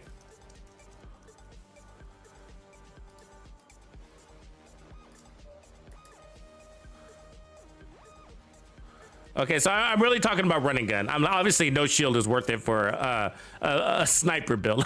Okay, so but we're talking about run and gun, you know. And so what I mean is like, is no shield worth it in the sense of like, look at all the survivability we have to add to the build to be able to do it effectively, right? So what is the point? What is it all about besides fun? Okay. And what it's all about is clear. It's XP. Okay, XP. What is that? And let's take that one step further. Why do we want XP? In-game rewards, loot. Okay, let's just throw all the in-game rewards as loot. XP is loot. Gear is loot. Farming your rewards track is loot, right? So it's loot. Looter. Shooter. There we go. You get it. Okay. So it's about going quickly, right? So we got to clear the content quickly, right? And so is sometimes, you know, can you clear, the question really comes down to, can you clear the content faster with a shield or without a shield, right? And of course the answer is it depends on the build. Of course it does. Totally depends on the build. But on this build, that's our determination, right? And so I'm going over here and loading up on all this armor on kill. And I mean, we got a lot. We got 50% armor on kill. And I feel like that's what it took to survive, basically, didn't it? You know what I mean? And now we can step some things up, and we're good. And that's where we're gonna go next. Is what we're gonna do is gonna step some things up on the damage side of things, right? And try to get our time to kill up a little bit faster, and sacrifice some of that time to kill. In doing so, we'll say, are we better off, and still keep it no shield? And then if we don't accomplish what we're looking to do, shieldless with a higher damage build than what we're looking at here, then the next step would be to let's flip on the shield and let's see how much that changes our game, basically. All right, so those are the steps we're going to take here. So let's look at I mean, we got a lot of options here, but basically anything like obliterate is okay, but it's not super hot for the shotgun.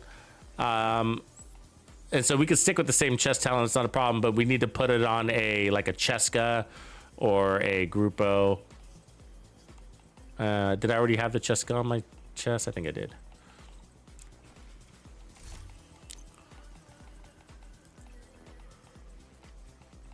And then that's gonna push up our crits. There we go, we'll run that one. So by pushing up our crits, it's gonna make the shotgun stronger. I think the shotgun is fine. We're good there. The SMG will need to change because we're no longer gonna need preservation. We're gonna want something with damage. The apartment's pretty good. We could do that. We could also go back to a vector. Also with Optimus if we wanted to. If we can do that, let's go ahead and put back on that same vector.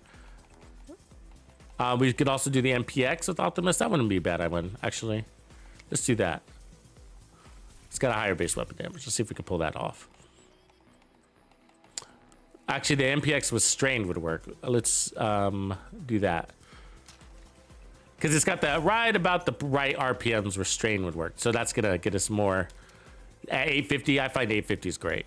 So we got crit chance.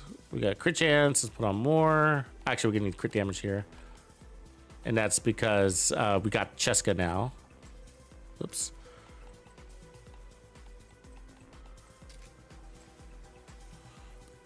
Yeah, so let's put on more crit damage here.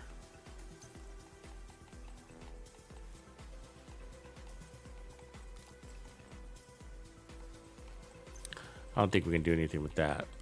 So let's go ahead and add accuracy. 58.9, good to go. All right. Crit damage. Okay, now we need to change our backpack. I do have a Grupo versatile, so we'll do that. Perfect. Boom. And then 59, 142, we'll add more crit damage there.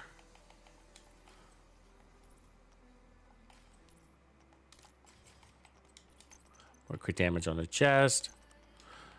And we'll roll back on some armor. It looks like we need a little bit more armor. Let's find a place to do that, hopefully. There we go. Gloves. And then everything else can stay the same.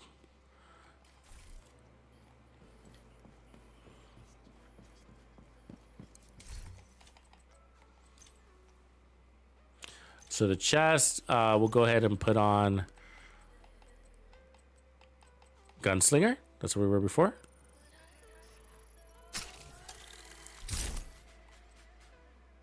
Backpack, we're good. And it's just the gloves, I believe. We'll put on that 1.1. Just a nice, happy place to be, right? Good to see you. All right, everybody have enough time to cast their votes? Okay, so YouTube, we got about 31 votes in there.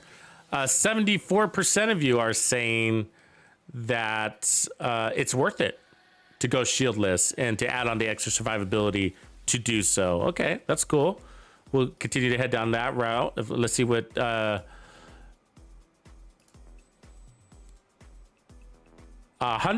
of the people on Twitch said yes. Good. We didn't have very many votes so, on Twitch. Come on, Twitchies, you got to vote. All right, so cool. Let's just head down that road. Don't know we're on the right path. So this is our next step. And let's add damage. Let's add damage, and that's exactly what we did. So 166% crit damage now. On the shotgun is 156, a little higher crit chance as well. And then we got a higher based SMG, the SIG MPX. I actually really like this SMG. One of the things I don't like about it is the reload time. But because we're going to be using that weapon swap mechanic to skip over reloads, then we shouldn't encounter that too much. I'll fix the talent there in a second. And then Grupo, Cheska, same 1.1 million armor, same skills. And as far as armor on kill, we're down to 30% armor on kill. The theory, the working theory at this stage is faster time to kill. I could keep this Optimus too. Strange is fine. Faster time to kill will hopefully negate the need for so much armor on kill. Sort of the content can dictate that though, right? So can you. You know, so here's one way that you guys can manage it, right? So the easiest no shield adjustment is playing from cover. Always staying behind cover. Even if you're playing in close. The truth is, though, is that a shield allows you to put out more damage, the frequency and duration, even if you're behind cover. Because you can stand up and your shield will take damage and you won't.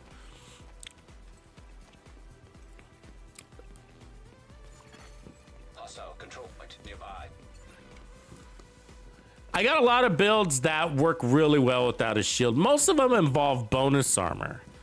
You know, I would say bonus armor is one of the critical components to really have a high, I guess, time out of cover, I guess I'll say it that way.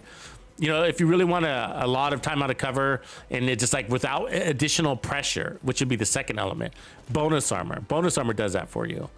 You know, it is a form of a shield, right? It is without it being a hard shield. So you maintain your agility and speed, but you get the same level of protection to a degree.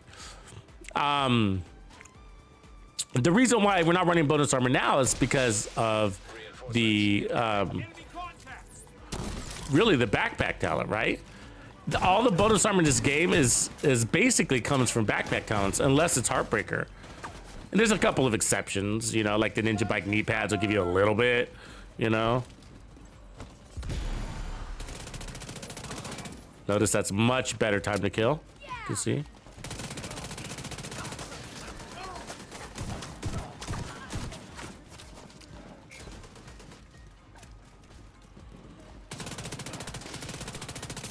Missed some shots there. But what also happens is, what also happens, I gotta say, is your experience sort of has it gets leveled up when you go shieldless, right? It's also sort of like the requirement. Heavily armored. Hostile detected. Situational awareness, that kind of thing, and anybody can do it, but it's sort of more about like the ease of which it's gonna happen. Or learning, you know, gonna have to learn it.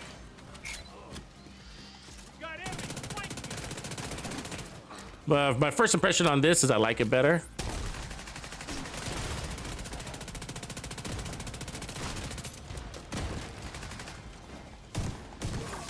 Why does it work? Shoot first, kill first, right? It's really that easy. Until it's not.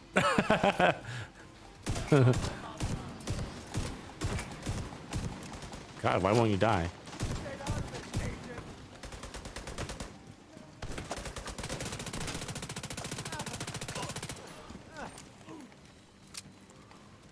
Looks like another group of enemies are entering the field.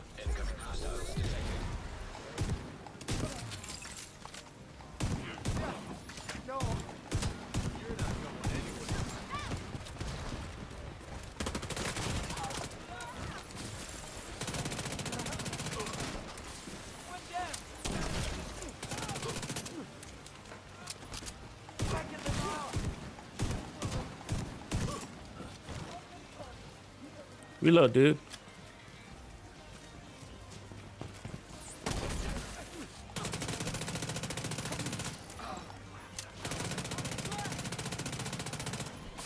I didn't reload that. I don't remember that.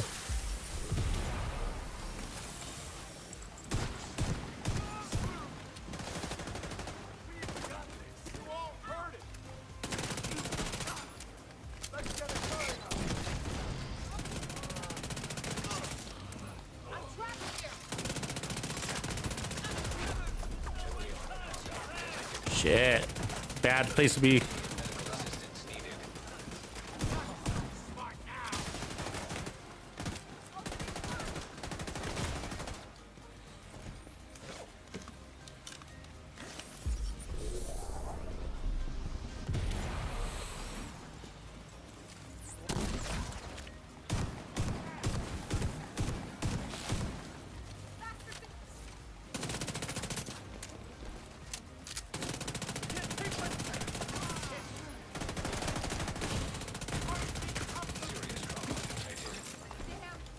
Kill. High risk, high reward. You saw the risk there, right? There it is. You saw the risk though, right? I mean, we were down to a little sliver, but we got to kill. And that's the key. What is that? What is that? What do you call that? Confidence. You're like, I'm gonna get the kill. Now, what was going on in the back of my head is, please, Grenadier lady, do not shoot me in the back. That final kill there. So as I was killing this guy over here, she was back there, right? And so I was like, please don't shoot me in the back. And just like, we had no health and we got the kill.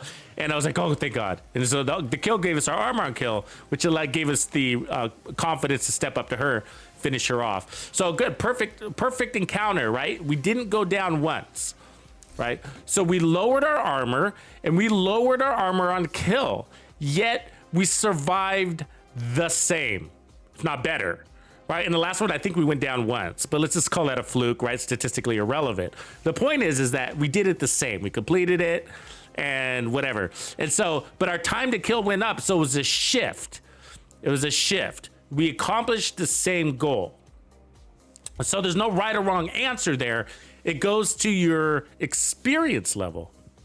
This is 30% armor on kill here. We got 30% armor on kill. So it goes to your experience level. I would say that to play like what you just saw, you're probably gonna have to be a more experienced player, right?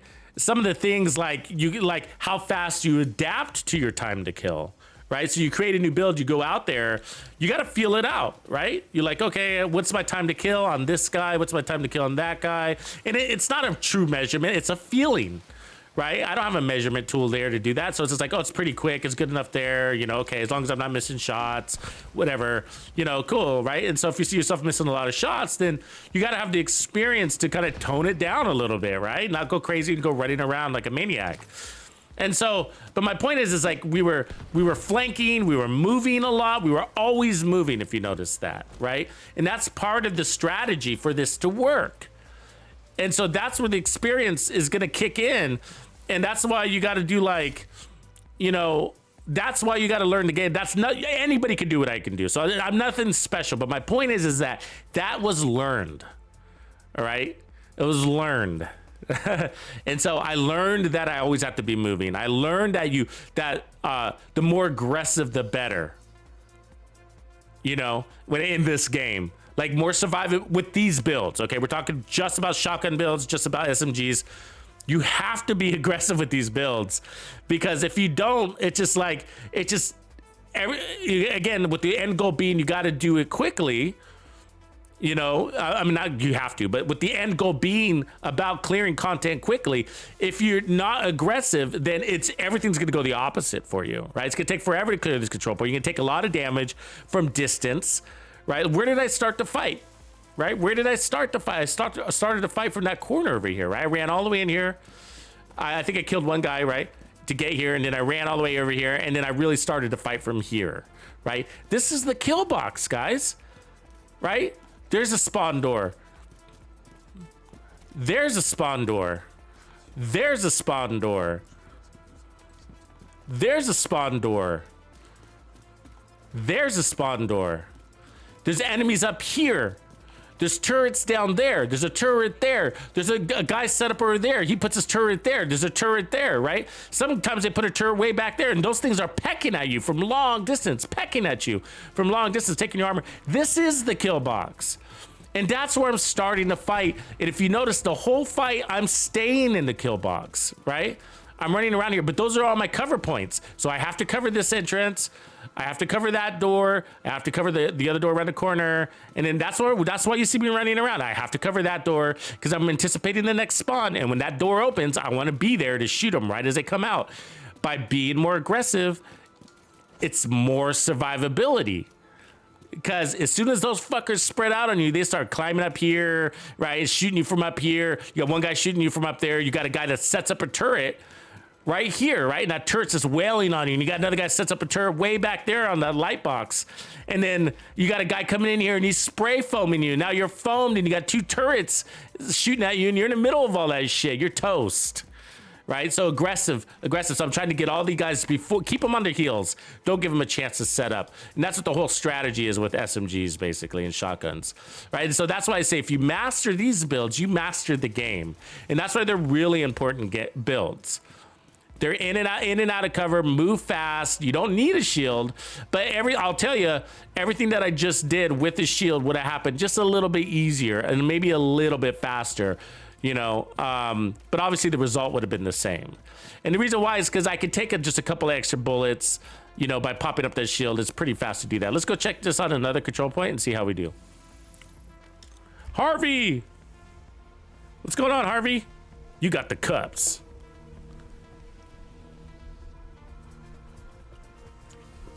Yeah, you got to be a little cray-cray, huh, base? You do got to be a little cray-cray. But, you know, it's okay if I die, and it's going to happen, right? It's going to happen. Like, there's times where, like, you just get into a bad combination of enemies, like double streams, right? I always compare it to, like, the Ghostbusters the Ghostbusters movie. And they're like, you know, trying to catch a ghost, and they're like, don't cross your streams, you know? And it's just like, when you got two riot foamers coming at you and they're fucking crossing their streams on you, you're toast, man. You're just toast. It's just like, you just can't get out of that shit. I mean, you get out of one, then you get hit by the other. You get out of that one, you get hit by the other. They're teeter-tottering on your ass. Jesus.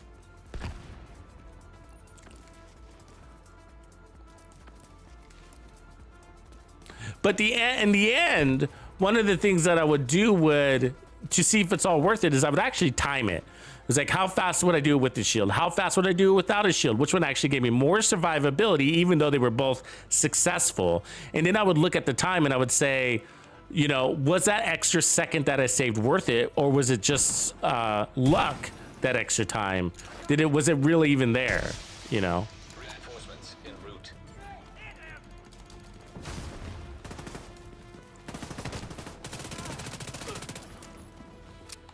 Great spot for a turret. Get these medics out of the way, that's for sure. I'll get behind you. This is dangerous. Vital signs critical. Very dangerous. Ah, see? See? We almost had it. If I had a shield, though, I would have survived that. You see what I'm saying? It was a little too fast to pull out the riot foam. You know, it was like kill or riot foam, right? So, convoys inbound. Everything's got its pros and cons, but you know, the shield would help you with situations like that because you don't need a lot of resistance. You just need enough resistance to kill them, and that all happens in less than a second.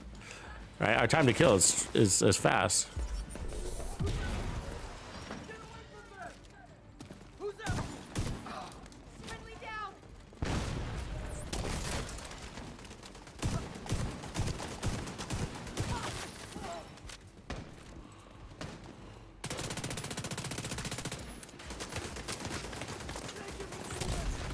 Oh god, that fucking thing is everywhere, that turret. Got another turret behind us.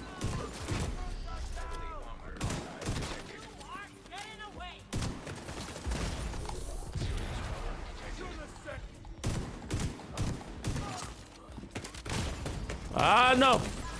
Oof. Fuck, that was close.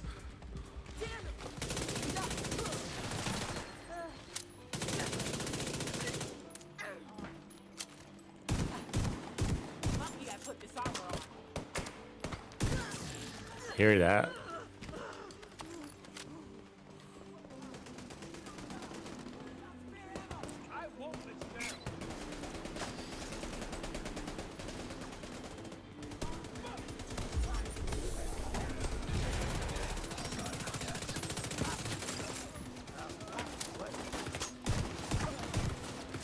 Ooh, there's a big old group coming. Fuck.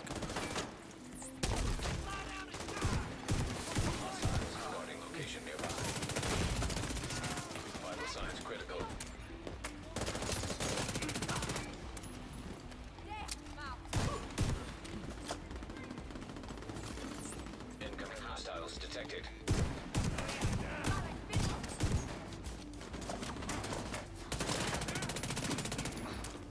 Go for it.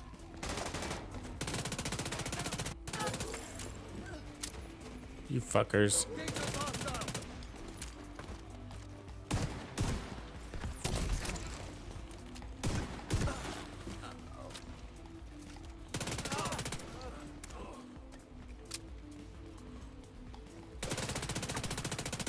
Come back!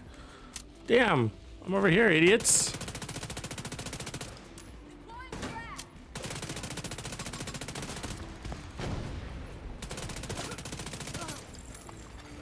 Detected. Nearby location guarded by hostiles. It's annoying how far they spread out, isn't it?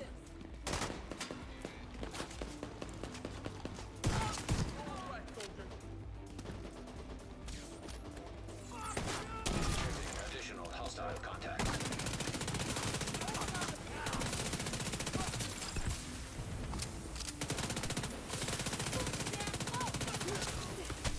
Fuck you.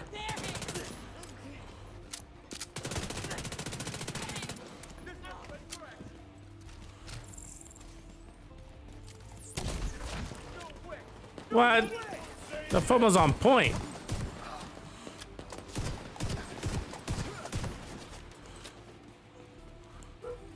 My foam game is on point.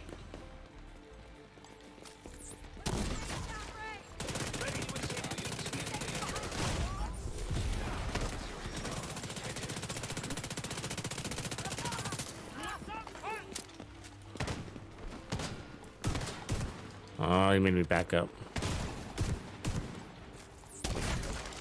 Ah, missed that too. Heavily armored hostile detected.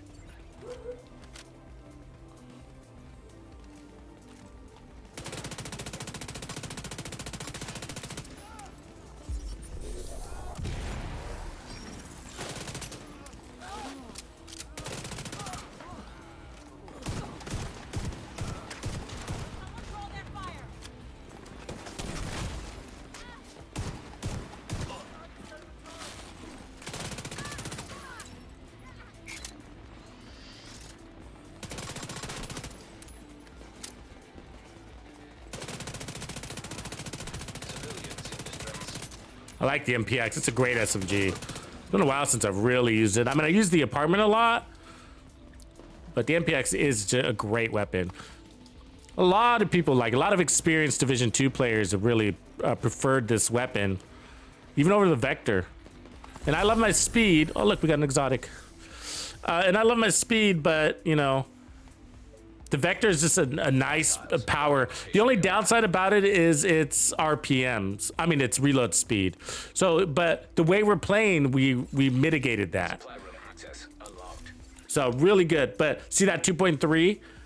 But if you put this thing on Umbra, you know, you get that 30% increased weapon handling. So you can also bypass it by, you know, because we got so much crit chance, we don't need any. So instead of this crit damage, you could put on weapon handling.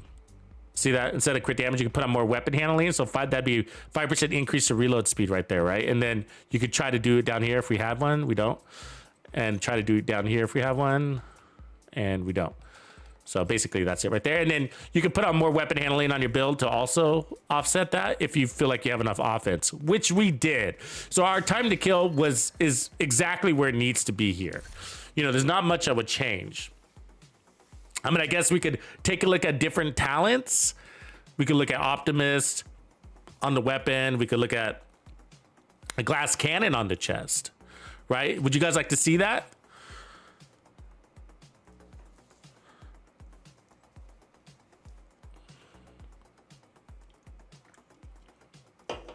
We can look at glass cannon. That's going to give us more amplified damage, but it's instant is what's interesting about it, right? Obviously you get, I'm going to show it to you because it's sort of an important lesson to see it. All right. And let me grab this gear here. Another versatile backpack. Versatile drops a lot on shotgun Badger backpacks. Yeah, but glass cannon is important to see in action because for out of cover builds, because a lot of people will be like, no way, no way. But why did we survive there? Was it because we were able to take a lot of damage? What on my build makes you think we can take a lot of damage? Is it the armor? Because let me tell you, 1.1 million armor isn't shit. You know what I mean? So each one of these blue cores, okay, is worth 170,000 in armor. That's about one bullet from an elite. One bullet. One bullet takes off 170,000. The second bullet takes off the other 170,000. So from 2 bullets, we lose our additional armor that we added. All right. So the armor doesn't do shit, you know? And so my point is like, what do you think about my build that is adding that resistance? Nothing. We have 0 resistance on this build, except for those 2 blue cores, but I just showed you how much they were worth, right? Nothing. So we have no resistance on this build, really. So what is saving us? Okay, my play style and my skill level. That's a big one. Status effects is definitely helping, but it's really, so that aside, my strategy aside, it's our time to kill. That's what's saving us, right? So status effects and time to kill, no resistance, okay? And so when we get our kill, we get our armor on kill, which allows us to take a little bit more damage. And then we get another kill, and because our kill's fast, we get another kill, and then we can take a little bit more damage. And so if I just told you that it's basically our offense that is keeping us alive, because we have no defense. There is no defense on this build, guys, right? The only defense is our status effects. That is a form of defense. It's also a form of offense because it allows you to be more aggressive. So it's the status effects and our time to kill. That's what allowed me to do everything you saw that I could do in the last 2 control points, right? Which we never went down. We didn't go down once. So what if we leaned into that a little bit more? Right? What if we lean into that? What if we put on glass cannon? You're probably like, that's crazy. You're now taking on 25% more amplified damage to you. Yeah, let's see if we can pull it off. Because I'm playing like I have glass cannon. I'm telling you, this is a glass cannon build. I'm glassy as fuck. You know, I'm glassy as hell, guys. I really am. let's just go do a quick test on that. So. And so I've created this build before, actually, because I wanted to put on max amplified damage, and at that time, and still, is the glass cannon on the chest is the highest amount of amplified damage you can get on the chest piece, right? Actually, back then it used to be, what do you call it? Intimidate. Intimidate used to be amplified damage, and you could get 40%. It's no longer amplified damage, though. The problem is that you can't run Intimidate with Versatile, so I had to put it with Glass Cannon, and I called it Amped, and then I actually ran the, what do you call it? The Apartment with that build. Anyways. Yeah, no, I'm really, yeah, and like, you don't need it. You don't need Glass Cannon. You know what I mean? We absolutely don't need Glass Cannon. Our time to kill was really fast. It's fine. But what I'm showing you is that where is this build survivability? That's what we're gonna highlight. Where is its survivability? And so, and Glass Cannon does a good job of highlighting that because it's sort of like, this one piece. It's not quite perfect. I could just put on my chest coat, it's fine. All right, I'll just put on my chest coat, I guess. It's not the armor, you know, the armor on kill, obviously, but remember, well, you probably haven't seen that video yet, but in this morning's video that I launched, which is pinned in the chat, I tell you, we talk about,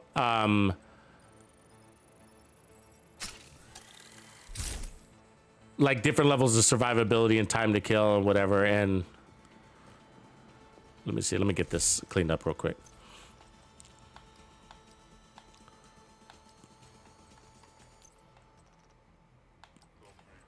Clean this stuff up real fast.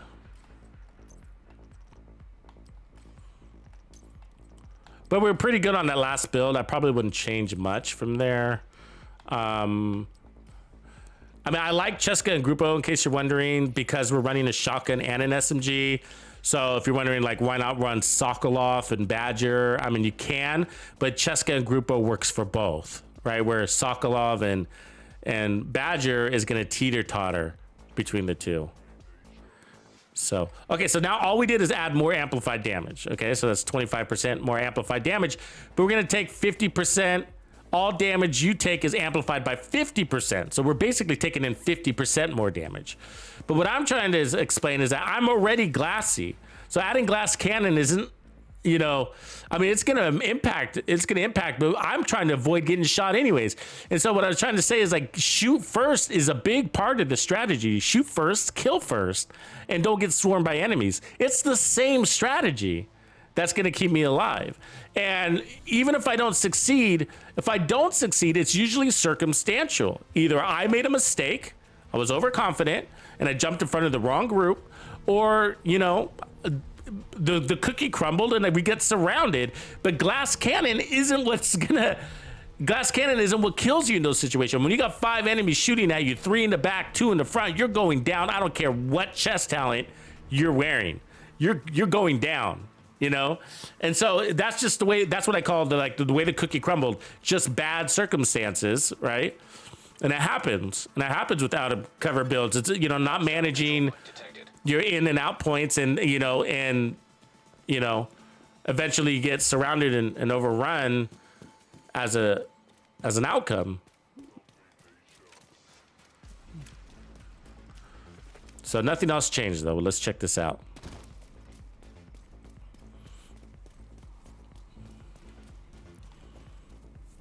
Spotter is good though. I do like the spotter thing. I mean, real quick, if this MPX held spotter, I would like that, you know. I do like this build better with the MPX than the Vector, but if we wanted to go back to spotter to get more amp damage off that chest and run non-perfect spotter, that'd be cool. So we can go back to that and see if we like it better. The problem is we're running 30% armor on kill, and we might need that. So we could test that next. If that's probably what we'll test next.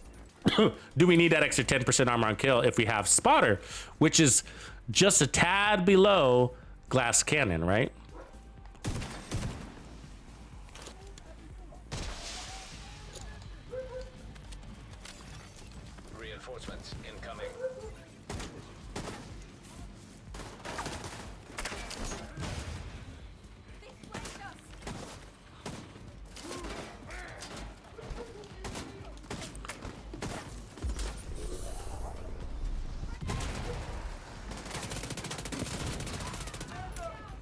get behind him. Same start as usual. Wait!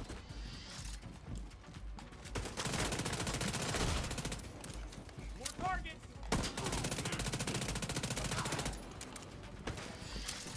Reinforcement complete. Oh.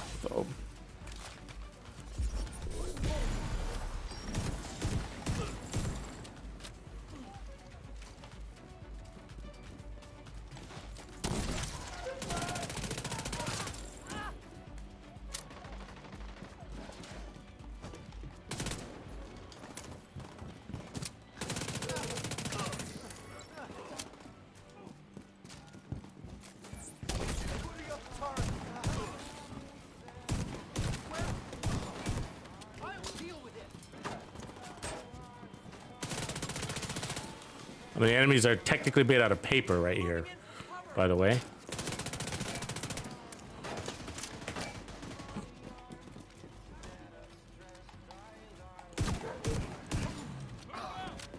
Civilian militia.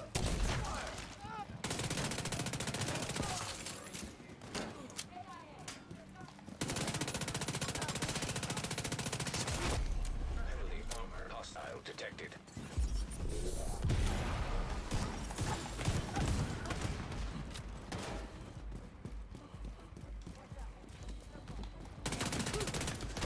Ooh, who's back here? Immediate assistance needed. She was sneaky. Okay, where's our... I mean, look at that. That was without our chest, I mean our backpack buff.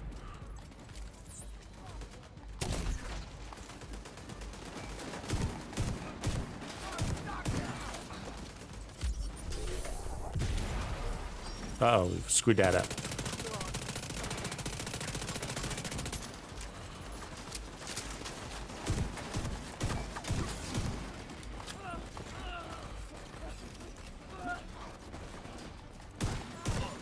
Incoming hostiles detected.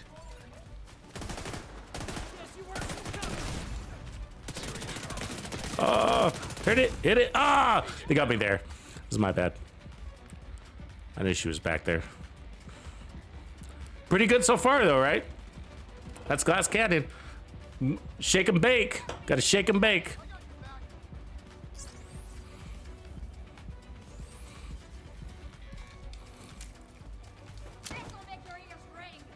Let's see, where are we here? Shotgun's got ammo. All right.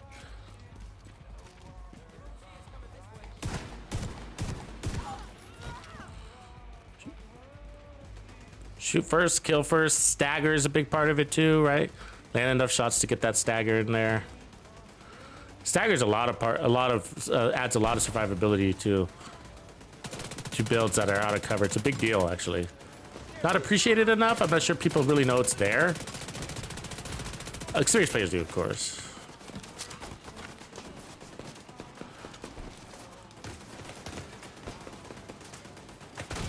God damn, that fucking turret is everywhere. The accuracy on that fucker.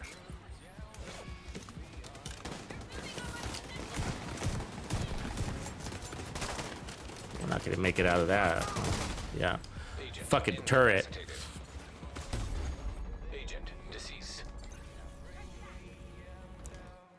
Got to come back.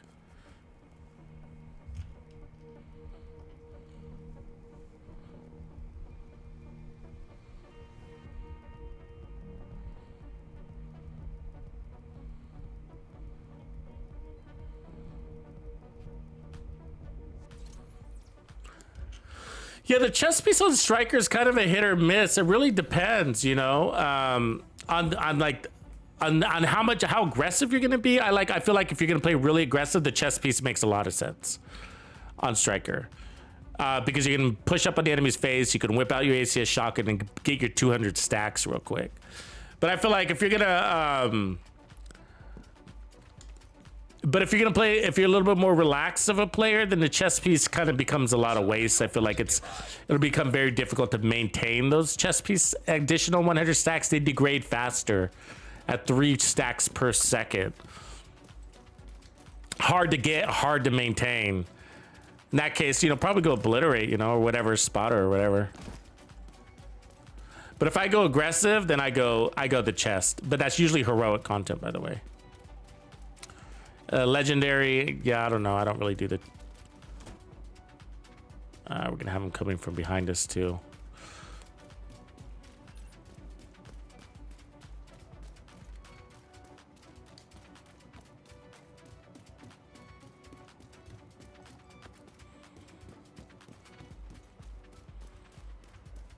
Don't mind me.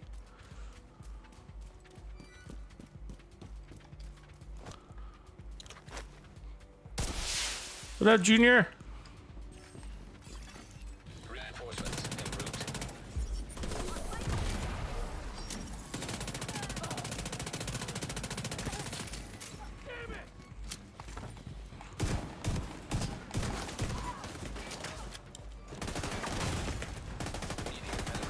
Ah.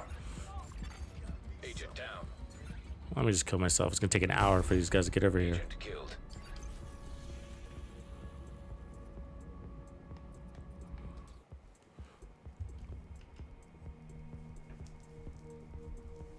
Yeah, an all red build with Striker is pretty good. I mean, I don't use it for heroic because you don't need it to be all red for heroic. You know, you're pretty over. Your reality is you're pretty overpowered.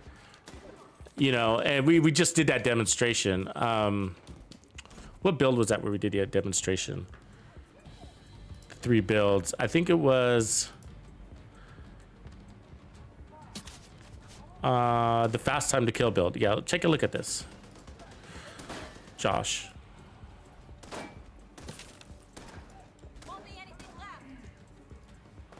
left. With it's a time to kill comparison for heroic here. It's actually a build video, but check out that build video right there. And so there's a word I go into the lab and I show you, like, here's this one of the strongest assault rifle builds. You can just copy that Striker build if you want to, and then you know, it's over 15 million DPS. And the lab, it's actually more. You know, some of the DPS quotes I give you are actually low because the lab doesn't calculate correctly the testing range. Anyways, but let's just call it 15. That's fine. And then I compare it against 2 other DPS builds that have a lot more survivability, and you can see the time to kill is basically the same. It's just like there's just no added value to the difference between the time to kill from the strongest and even the weakest of the versions.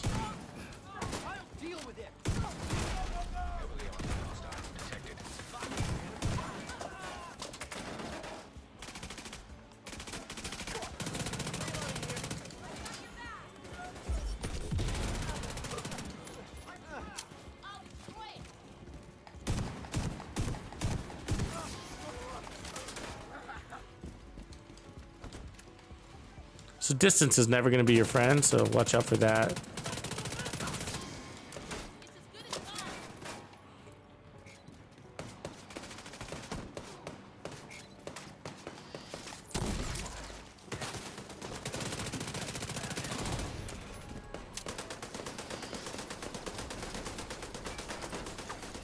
Detecting additional hostile contacts. Get nobody there. Just kidding.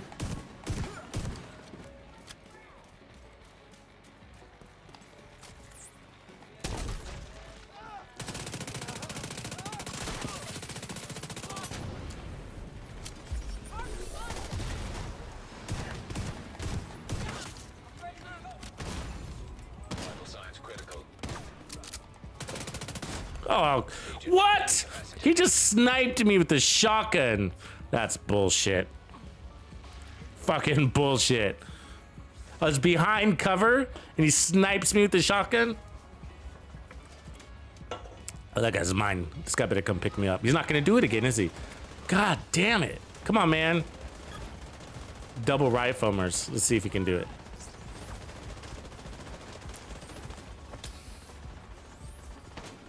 Good job. I didn't think he was gonna do that. Stop shooting me.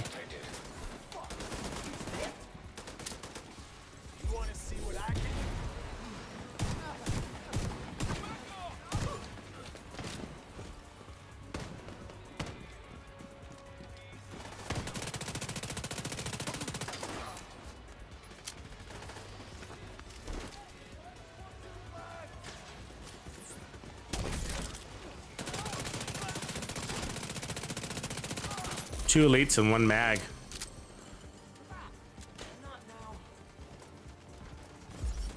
Where are these guys?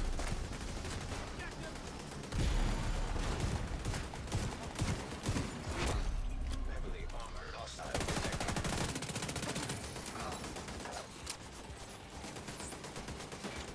Oh, playing it smart, are we?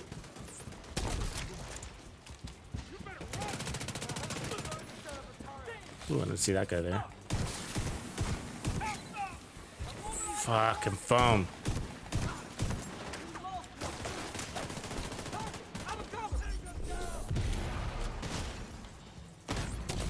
Immediate medical assistance needed.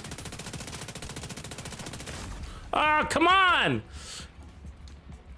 Should have been under status effects still back there. Little tougher. No, I don't have the sniper shotgun, but I did create a build to counter that. It is actually a sniper shotgun. Funny thing, it's actually, you know, it was sort of a joke, but it ended up working out like really well and became an actual build. You guys know what I'm talking about? You remember that one? It's the Super 90 one. Serious trauma detected.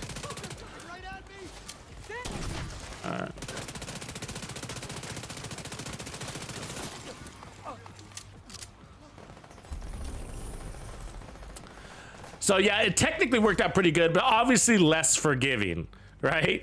And so there's a couple of things where like, yeah, you know, maybe if I didn't have glass cannon, we would have squeezed by, like the being sniped by the shotgun thing. Like if I wasn't wearing glass cannon, we probably would have squeezed by there. You know what I mean? So obviously a little bit more difficult, but you know, like, I guess this is like, it's not really the armor on kill. The time to kill went really good, except for that, I guess. It's just that little less forgiveness. You know what I mean? Am I explaining that right?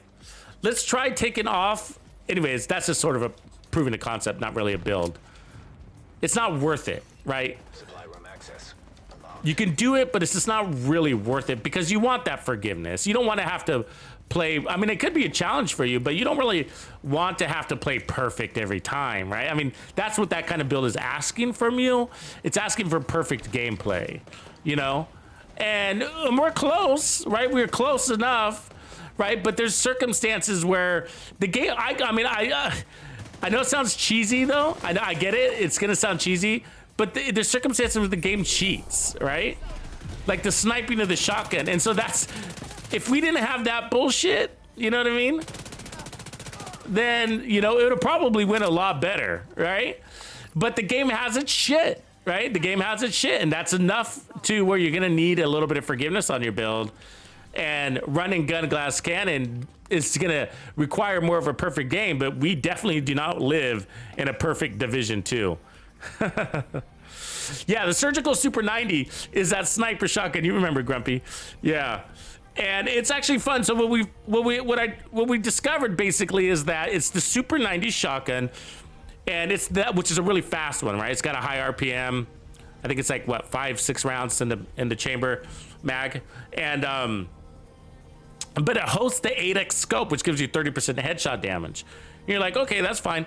But what ends up happening is that if you run it, well, because of its RPM or the way it handles, this pellet spread is actually pretty tight. It's like, it kind of goes a bloom. And so that allows your pellets to go further. And so 15, 20 meters isn't too hard. And because you got these pellets, like you only have to land a percentage of them to count as that headshot. And so and then we paired it up with braced and used it as a headshot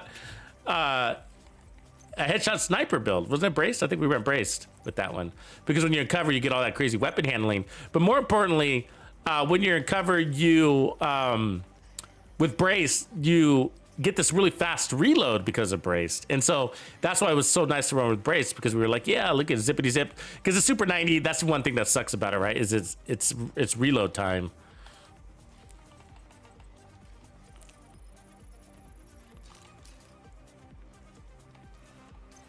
Okay, so what we want to do is put on regular spotter, and then we're going to take off gunner and see. And so basically we're going to put on more damage and less survivability. okay? And we're gonna keep our talents the same because we know we like these talents, but we're gonna have to switch the gun to something.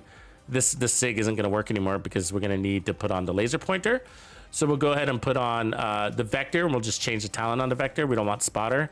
We know we don't like spotter on our low base weapon damage.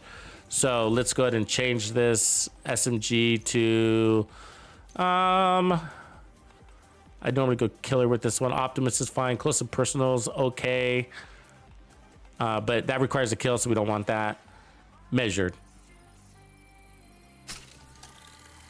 Burn through that mag quickly. All right. And then here, instead of gunner, we can go technicians. We got shotguns. We got SMGs. We're good. And then that's going to give us our laser pointer. That's all we're doing technician for, but it's going to help our skills too, so we're happy about that. More riot foam. We lose the Banshee pulse. We'll go back to the decoy. Stick with the riot foam. And then we're going to change the chest to normal spotter, which is going to be amplified damage. But the cool thing about this is really, damage aside, is that there's no timer on it. Where Gunslinger, although it was really nice and powerful, and I like Gunslinger, I might go back to that, but I want to try this out, is that Gunslinger's got that 5-second timer on it, which is pretty fucking quick, you know? So it's a burst. It's all about bursts with that fucker. But sometimes I switch weapons in anticipation, and so by the time I get to the enemy, it's not even there. So that's the downside. It sort of contradicts my play style. So crits wise, we're still at 60 here. Because of the chest guy, I guess. Yeah. And we're got crit damage everywhere, so there's nothing we can... Oh. The knees can go crit damage. Or holster. That's good. Could have done that a long time ago, by the way. All right. Now we're at 58, 173. Cool. All right. And the shotgun is at 37, 168. And we got the laser pointer here, right? Okay, just got to double check that. All right. Because if you don't do that, then you're going to be missing damage. All right, so we're looking at more damage, less survivability here, right? Because we lost the 10% armor on kill. So it's sort of splitting the difference. Okay, that's what's happening. We're splitting the difference between glass cannon and the build we had before, which was gunslinger, right? So we're splitting the difference because this is 20% amp damage. Glass cannon was 25. Think about that, really close. Oh, there's a 15. Sorry, we're non-perfect. So 10% less, but still good. Submachine gun rifle build combo? Sub rifle build combo? Is that what you're asking there, Ben Krause, just to be sure?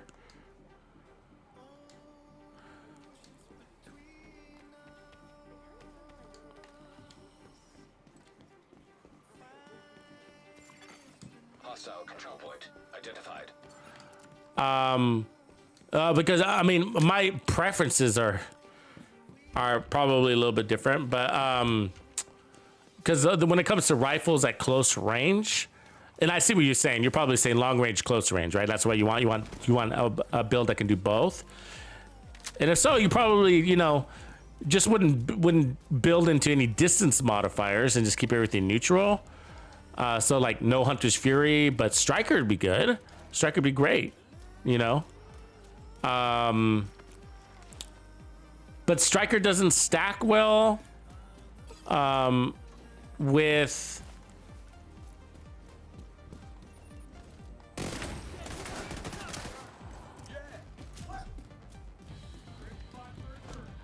rifles, right? Rifles doesn't stack well with Striker. Not even the fast rifles I've tried.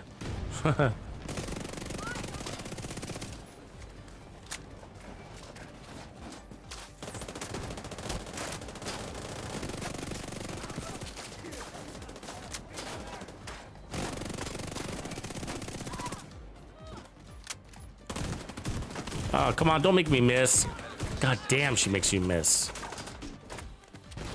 She's good at that. Come on. The shotgun is a little tough to use sometimes. I mean, you got to be pretty in there pretty tight. And you can still miss. You can still miss. So that's the tough part. I mean, so gear sets that have stacks, you don't want to use that with the rifle because the rifle's not going to get you any stacks. So that's out.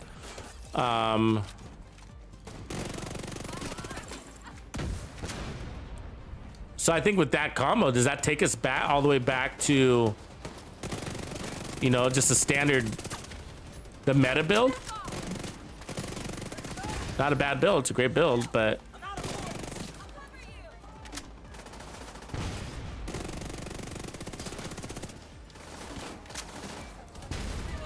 oh, that was a bad toss. I don't know why they make it so tough to climb this thing. I always have a hard time climbing that. Move this down a little bit.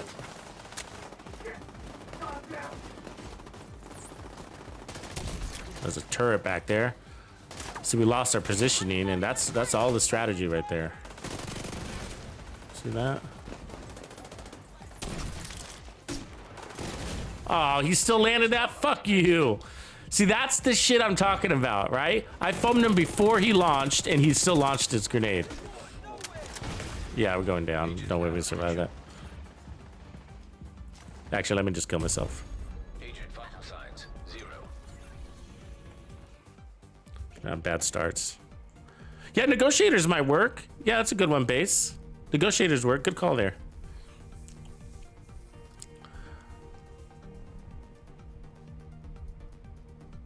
The Virginian and the Vector. Oh, the negotiators might work still. I guess that's where you would go.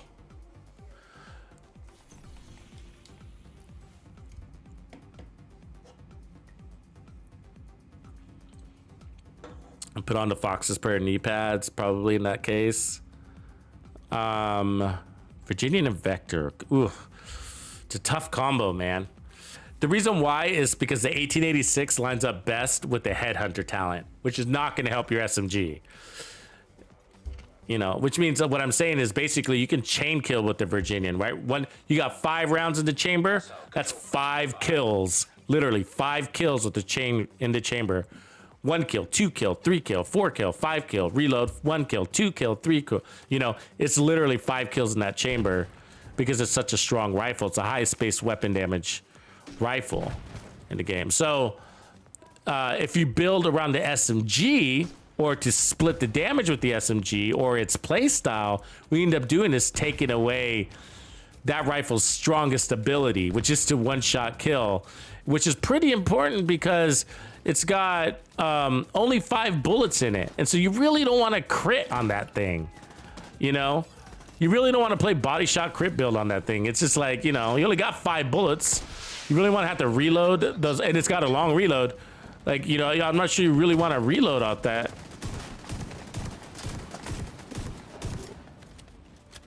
As part of your strategy with your Virginian. I mean, we've kind of gone through this a lot in some past build videos.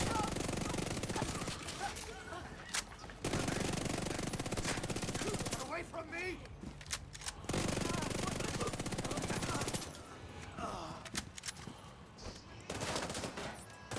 Come on, toss that right, dude.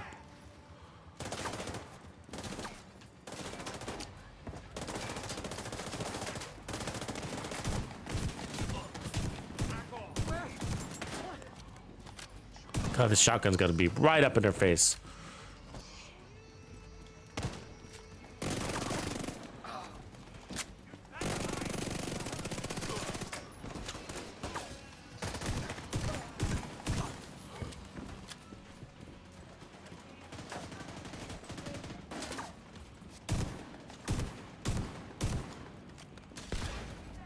Covering fire! Let's go far enough!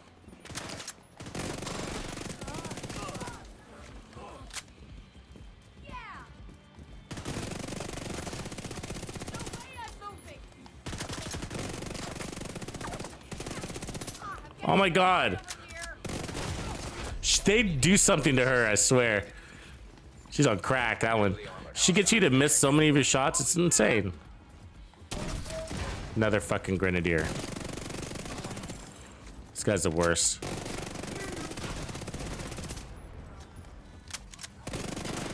His splash damage is really bad. Alright? It's like really bad. Come on. Come on and play, boys.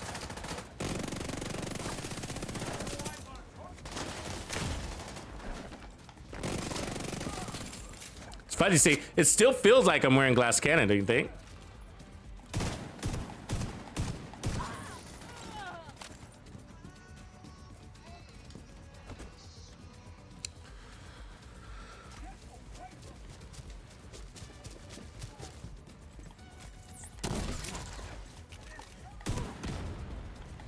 See how close you have to be with the shotgun? Pretty close. All right. Incoming hostiles detected.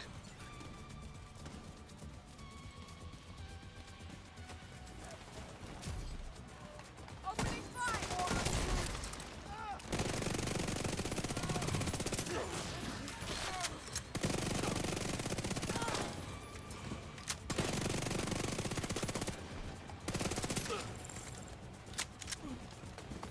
Closing on the objective. He's trying to get behind us.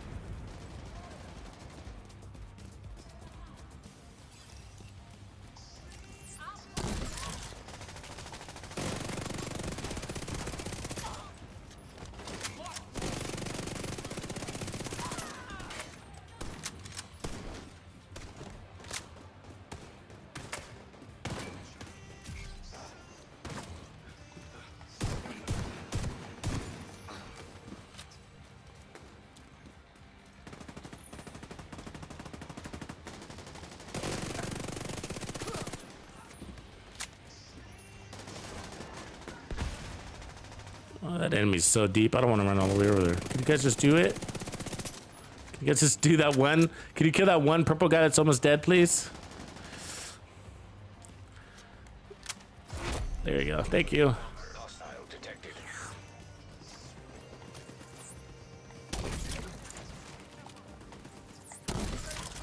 Jesus Christ.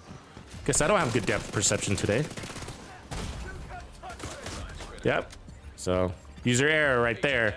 2 riot foams missed, right?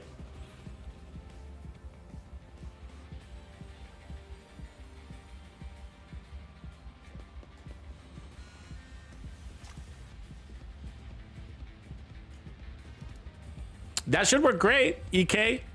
Yeah, move as long as you're moving fast. Get that kill once every 10 seconds. You should be good. Yeah, it's great, EK. It's a good build. I mean, I don't know if you need Cheska with Intimidate, because you know, you might have enough crit chance, but either way. Really, the reality is like with builds like that, it is really about playing fast. You know, the Memento, Lady Death, Hunter's Fury.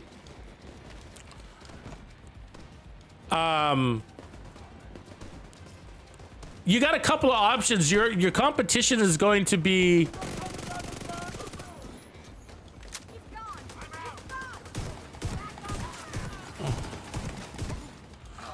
the competition is going to be basically the Hunter's Fury chest is your real competition.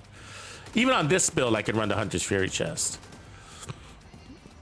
And the reason why is because the Hunter's Fury chest is going to keep that amplified damage there longer. And so we're going to try that too with this build.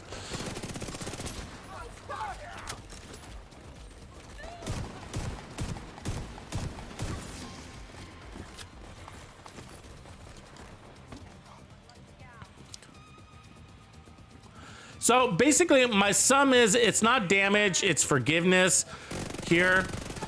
And I think that the gunner, there's a couple of things. One, I like gunner. We're playing the decoy's nice sometimes, but the Banshee Pulse is pretty helpful. Then we got 3 status effects, you know?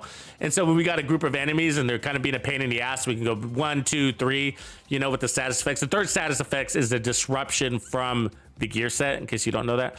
So there's that.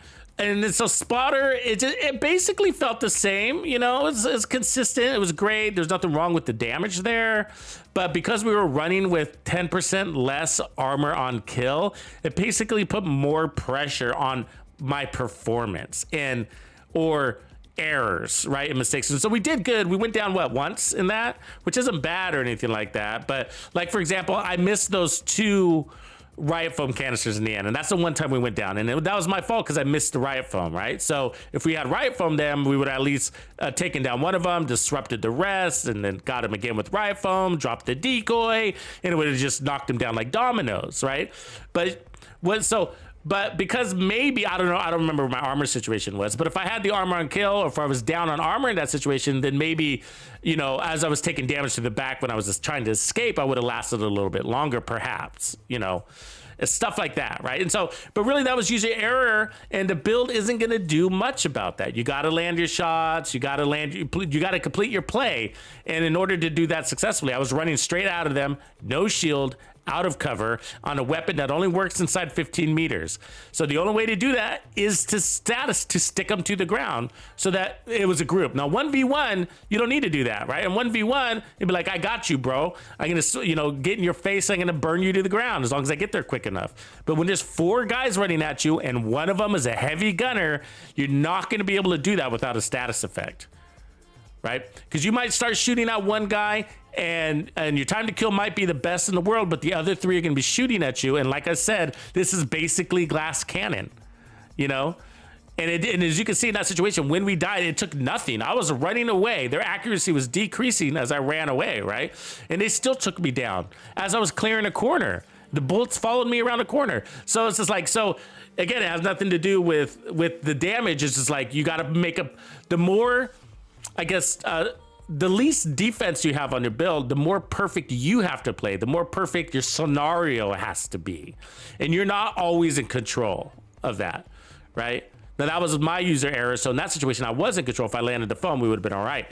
But sometimes it had nothing to do. Maybe you landed the foam and, you know, the bosses have more immunity to status effects. And so they that heavy gunner pops out and he only needs a couple of bullets on you and you're fucking down.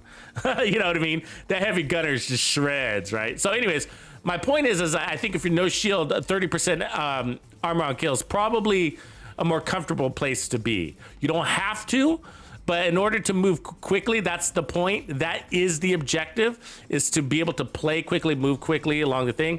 And dying is going to slow you down, right? So you don't want to die because that's going to slow down your content. So having the extra 10% armor on kill can offset that. And then the status effects is, again, gets you into is a tool to get you in a better position to be offensive.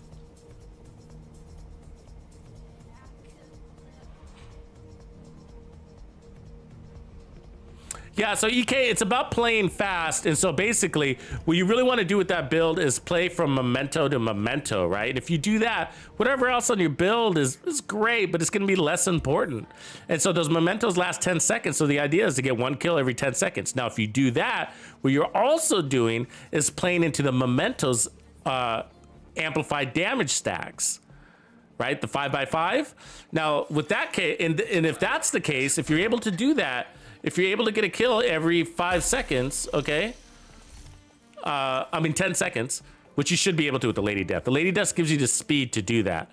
So the 5x5 stacks last 10 seconds also, just like the memento. So you just play memento to memento, which means you only need 1 kill every 10 seconds, right? And then you're gonna be maintaining your Hunter's Fury stacks also. If that is the case, thanks to the Lady Death, then what I would do is not run the Hunter's Fury chest piece and run something else, whatever you want. Obliterate, whatever, you know? So that's the good news. If you have a hard time doing that, or you want to take pressure off your build, then run the Hunter's Fury chest piece. And we're just about to do that ourselves, actually. So, And the reason why is this, guys. Okay, so we're gonna look at this now, right?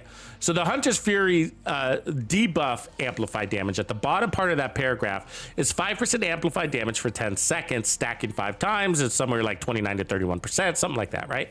And so that's a lot of amplified damage. That's a lot. Now, what you're seeing in the gameplay, you probably weren't paying attention to it, but what you're seeing in the gameplay was expiring a lot. And that's because we're running over here, we're running over there, we're waiting for the enemies because we don't have a shield, so we have to kind of play a little bit more cautious. Slows you down just a little bit. And it's only a second here and a second there, but that second here and a second there is enough to lose your debuff stacks, right? So we're over here saying like, oh, obliterates great, or spotters great, or gunslingers great, right? For that 20% weapon damage. But what if we just didn't allow our debuffs to expire? Is that all the damage we need? On many builds, the answer to that is yes. Let's see if that's the case with this build. And so what we would do is run the Hunter's Fury chest piece. And so if you look at the Hunter's Fury chest piece, which is always a good option, I run this on so many Hunter's Fury builds. It's a great chest piece. It's really good. It sounds kind of lame. Increases the duration of Apex Predator stacks from 10 seconds to 30 seconds. 30 seconds is a lifetime. Can you get a kill every 30 seconds? Absolutely. Right? And so what ends up happening, so every time you get a kill, it refreshes one of those stacks.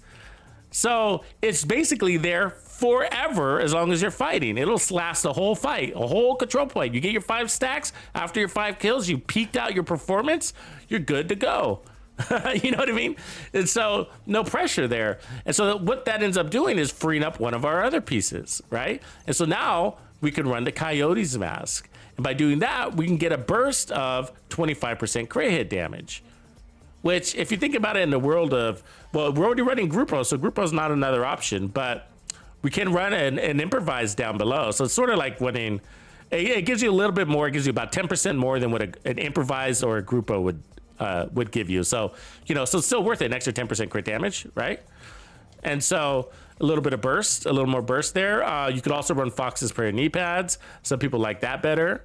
Or you could test your damage and see which one is better. You know, the Fox's Prayer knee pads versus the, we'll check. We'll do that check right now. Let's see if that's easy though. Let me load this up.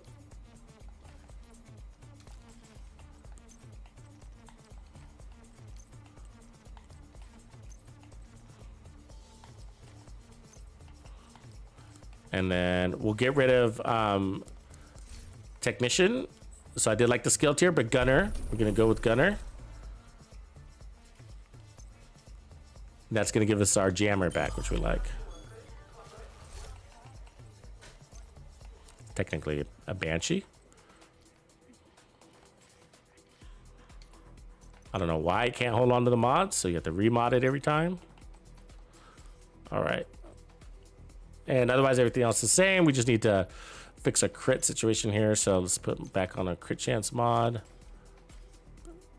53, 173. So let's add a little bit more.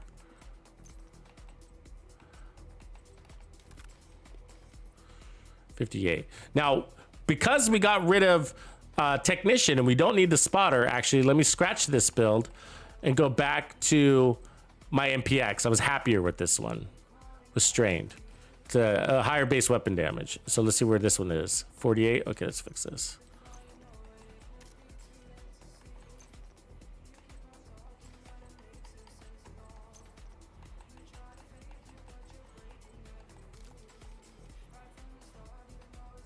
$53.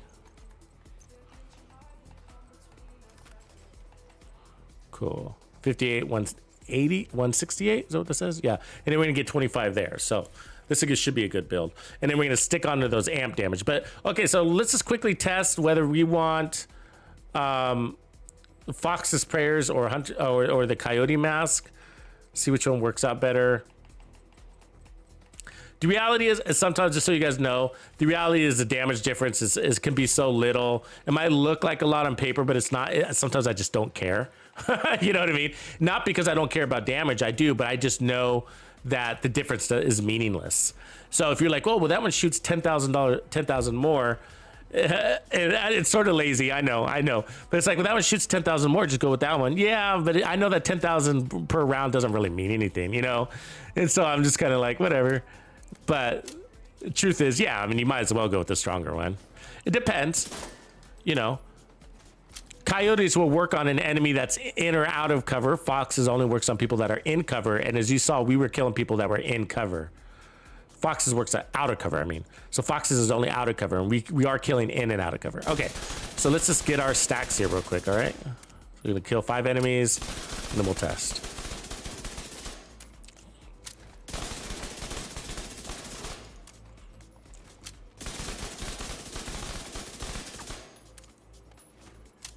Okay, we'll switch, get that amplified damage here. We're gonna get one more kill for luck. All right, and then switching over to this, and let's look at what our crit is. 964 over 1,000,000. Let's turn this to invulnerable.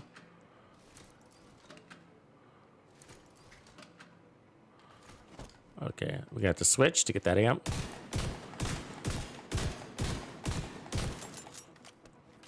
Switching.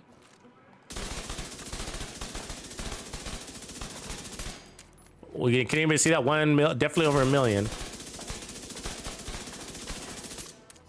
1,067.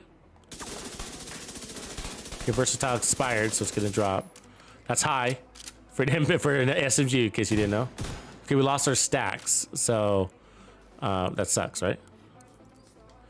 Okay, let's keep that there, and then come over here.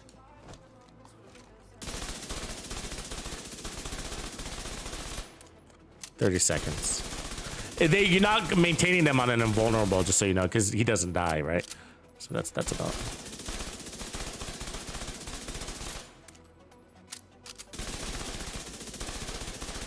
See, not all of these are counting because they're too far away. It's annoying. So they're beyond 15 meters. It's just annoying, I know. So I'm only getting it off the first guy. Stupid, huh? Why do they make them so far? Why don't they just put them at 15 meters? Like, that's the ideal distance.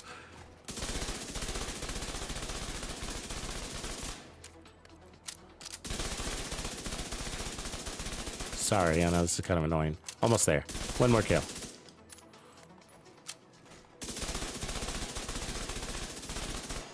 All right.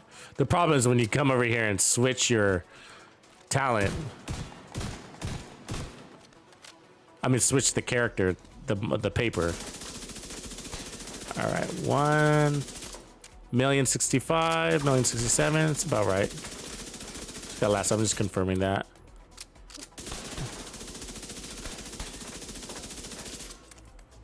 All right. So amplified damage expired. So 1,067. Let's just call it that. All right. And now we're going back to Hunter's Fury with crits. We put crit damage back there. And then we're going to put on the Foxes with armor. Same thing. Armor and crit damage. So there's going to be no change in our stats except for the crit damage buff. And then obviously we're running rifle damage or whatever. But okay. Let's go ahead and get this down because I don't want to go over there again. It sucks.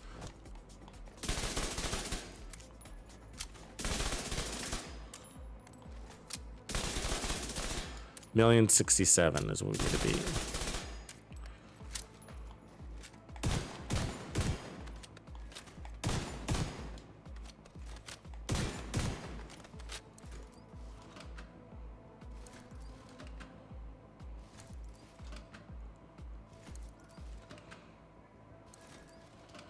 All right, switching. 1,067, 1,076. So 10,000 different.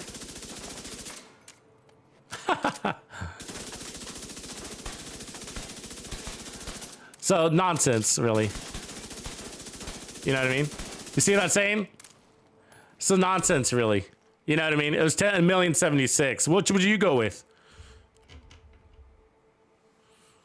Which would you go with? Best way to get the memento is definitely right now. Percocets, like if you're playing right now, today is the best day to get the memento down here farming these 2 control points over and over again. Actually, do everything in this zone. Just keep taking everything out, reset your map, and doing it. When you see backpacks on the map, that's your day, bro. If you can't get it here, you can't get it anywhere. The truth is, the game doesn't like to give out a lot of exotics, so like in a single session, it's pretty rare for me to get more than 2. Okay, so keep that in mind. Keep that in mind. So sometimes it can help, like, to bounce to like another player's map. Maybe that can help a little bit. Log out, log back in. Maybe. I don't ever do that stuff. So, but either way, when you see this in a zone, that's your chance. You know, you're only competing against the Acosta backpack, so to get the memento now before season 11 is gonna be easier. But once the Ninja Bike comes out, then you're gonna compete against that also. Not the end of the world, but yeah, targeted loot. So here, I prefer open world farming if I have the option. If not, then countdown. So, and then if not that, then exotic cash farming.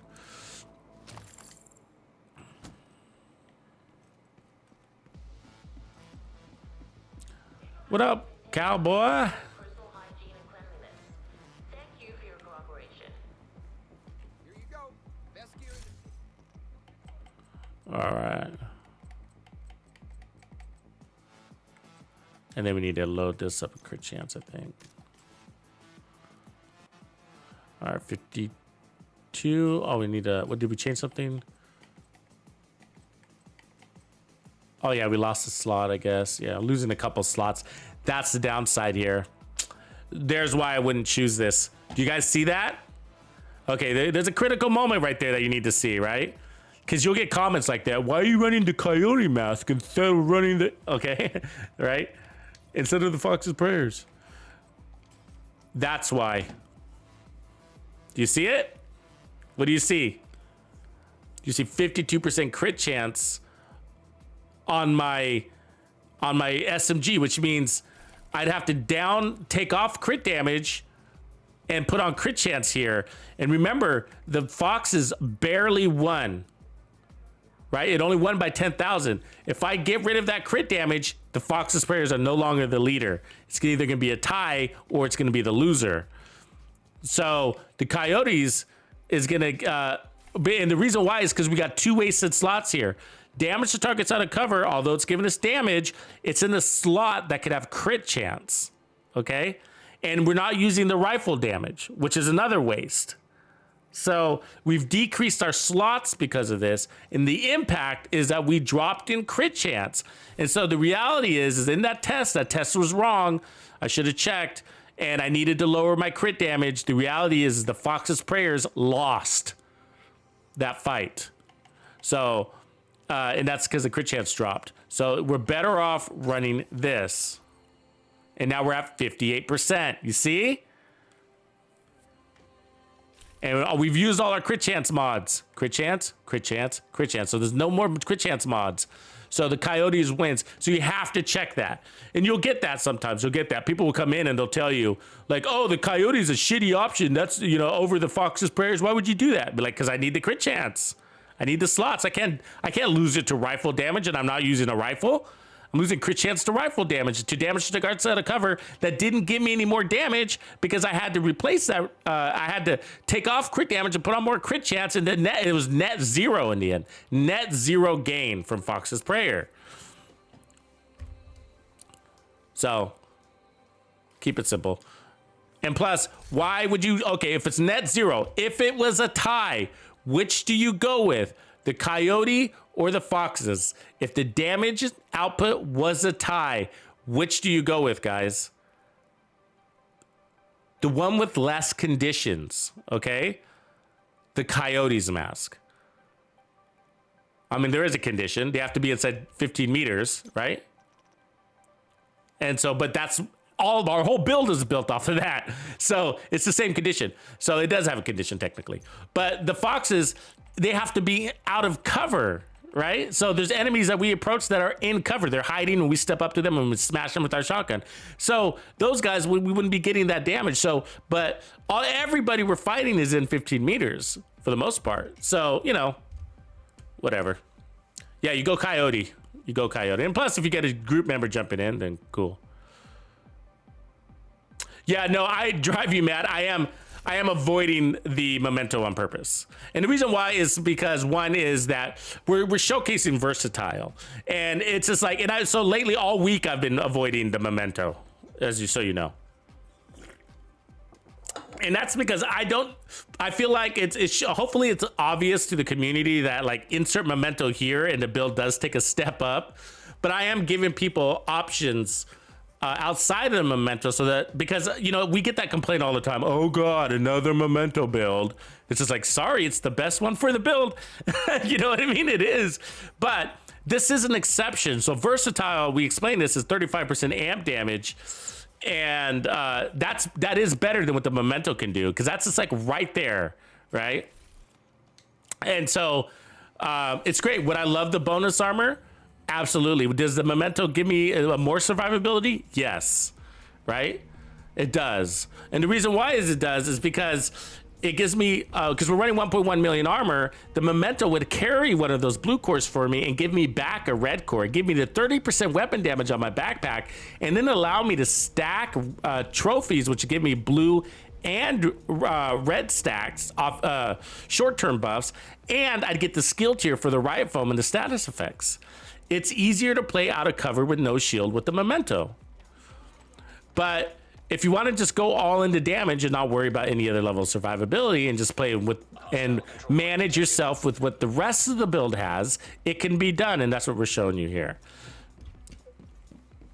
And versatile is really good. It's one of the few ones, like if I'm running a versatile build, I feel pretty happy about not running the memento. So there's no regrets.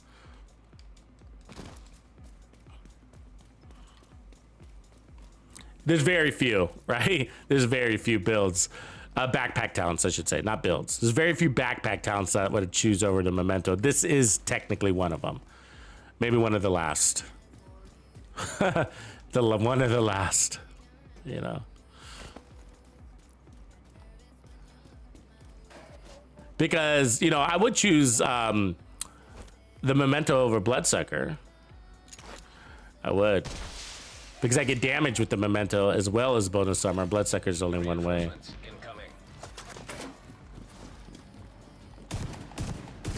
You fucker.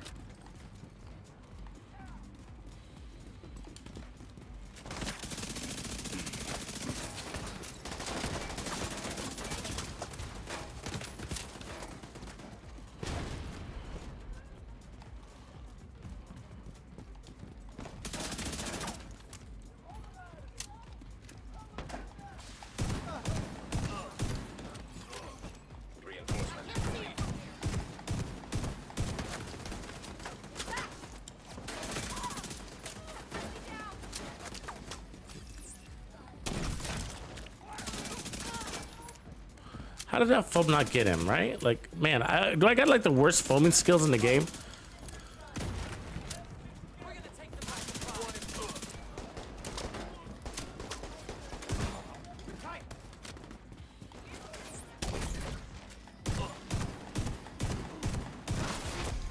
Heavily armored hostile detected.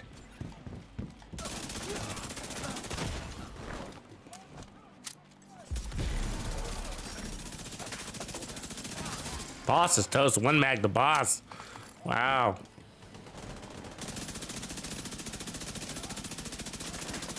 So remember, we changed the chest piece on this one. That's what we're testing here. So basically what we're saying is that we're maintaining those chest piece stacks. You see the little green bar down there? So as long as we get a kill every 30 seconds. Ah, fucking turret.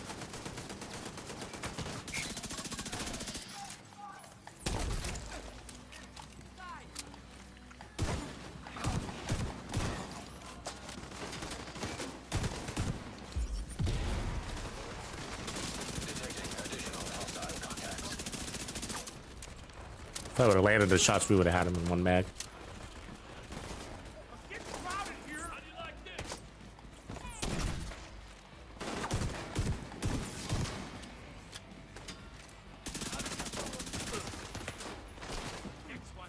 Jump! Goddamn slow ass shit. Detected. Location guarded by hostiles. Immediate medical assistance needed.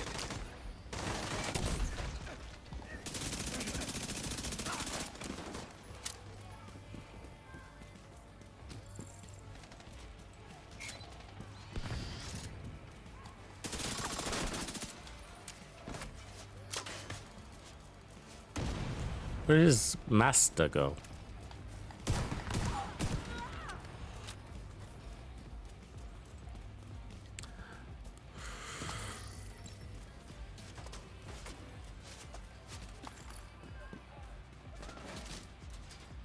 Man, he went somewhere very far away, apparently.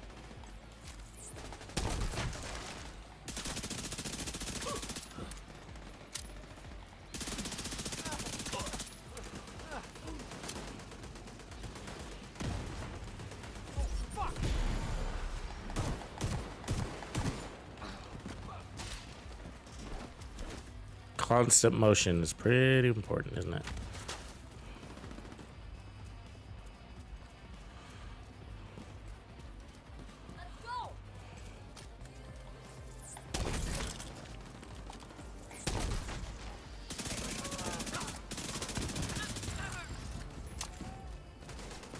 Where'd this guy go?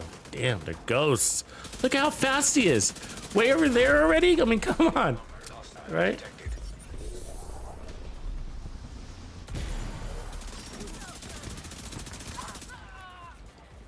Where's my rifle?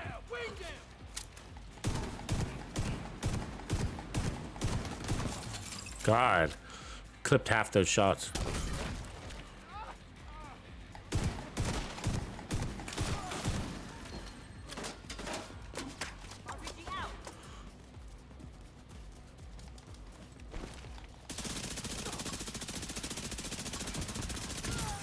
One mag her too.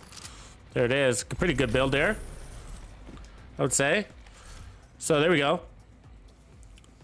Get the job done. I mean, it felt about the same as where we were with the other chest piece. You know what I mean? So I mean, this is with the we're hitting over 1 million. The max crit is over 1 million with that MPX. We one mag both the bosses on this one.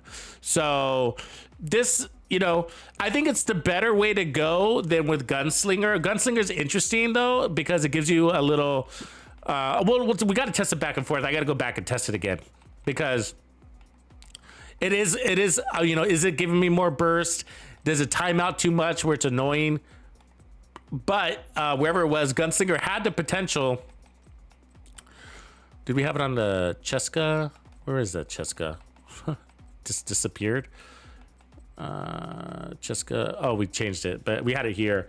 But let's look at this Gunslinger. So it's total weapon. It's 20% total weapon damage for 5 seconds. So see, the Hunter's Fury chest piece doesn't give you more damage. It gives you the same peak damage that Hunter's Fury gives you more consistently, right? But technically, okay, technically, Gunslinger gives you more damage because it's the Hunter's Fury 5x5 amplified stacks plus the 20% amplified damage, and then it's the 20% total weapon damage also. So it is 20% more if you're able to maintain those stacks, right? And so that's the question: are we maintaining those stacks? And so I don't remember, I wasn't tracking it that closely, but Gunslinger only lasts for 5 seconds. And so that's really short, but it could get you out of a jam or two. You know what I mean? Because it's 20% total weapon damage. Doesn't sound like a lot. I get it that it doesn't, but the reality is that that's a lot of burst. That's a huge burst of damage. And that's why it's only 5 seconds, because they can't afford to give it to you longer because it's a lot of burst. And Obliterate isn't quite, so Obliterate's 25% total weapon damage, right? But you have to earn it by stacking on crit. It doesn't happen as fast. It's not instant, right? As your mag goes up, it goes up. And so, and then, you know, it can be maintained from there. And so it can be carried over to act as a burst. Because if you got two enemies standing next to each other, for example, right? So, but let's just do one final test on this build and see if we can distinguish the difference in how it feels to run with what you would call it, Gunslinger. Sorry. What up, Dr. Hannes? What's going on, Hannes?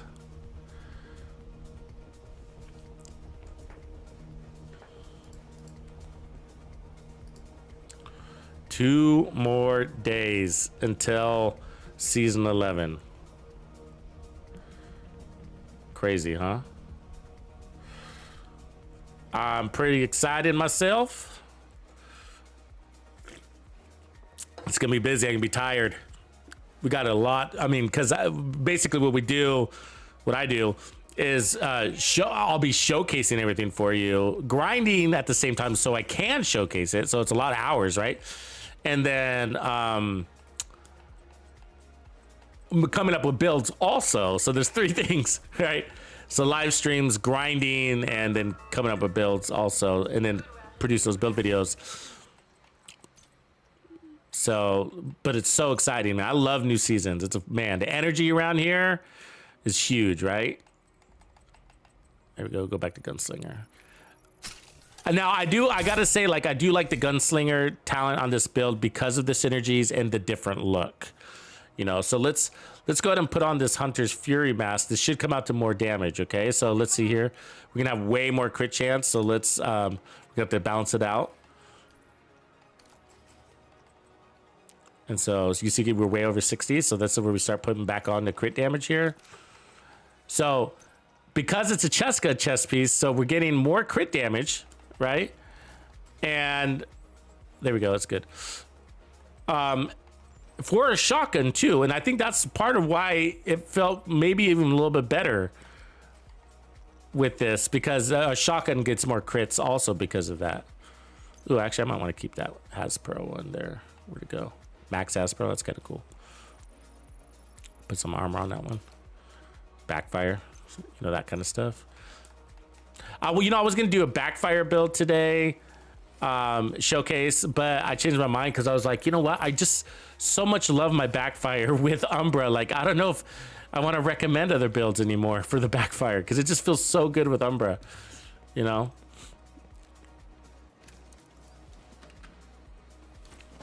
Okay, so real quick, stacking our 5x5. Now there's gonna be pressure here, so we got to move fast. So it's gonna be a little harder to test because the time it takes for me to switch over to the invulnerable elite, we could lose our chest piece buffs. And I need that elite to be invulnerable in order to get the high crit. Okay. Elite. Elite. Elite. Elite. All right, switching.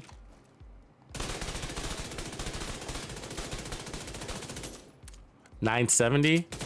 We lost the buff. So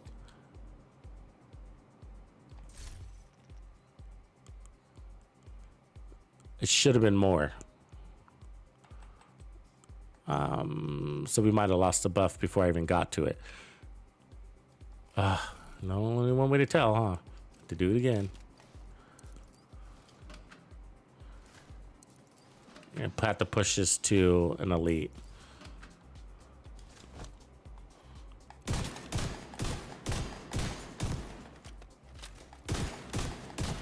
And we don't have to push the button so much.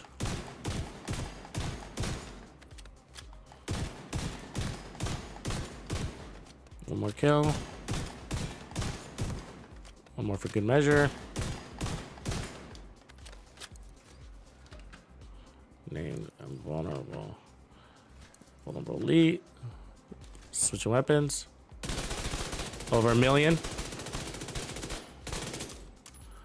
And it timed out. Yeah, so that's the rough part. I mean, it was definitely over 1 million. It might have been 1.1. I don't know if anybody saw that, but there's so much pressure on it. It's really hard to get that. You saw that, right? I mean, look how fast it expires. You know, I mean, all we did was look. It says 10 seconds. You're like, oh, 10 seconds, all the time in the world, bro. But in that 10 seconds, you don't lose 1, you don't lose 2, you lose all 5 of your stacks. You get it? They don't start falling off. You lose all of them. And that's what's painful about that. And so although Gunslinger has the potential to go higher and is stronger, the reality is that you're probably rarely there because they all fall off so fast.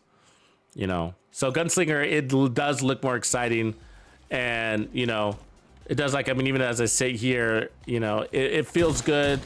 It does the job, you know, but you are technically getting more damage in your gameplay just by using that. I mean, that's at almost 1 million anyway. So the reality is like, with the other way we were hitting at 1.1 million, and you're probably like, oh, 1.1 million is a lot higher. It's not. I mean, we were at 1,067,000 is what we were. So let's just round out to 1.1.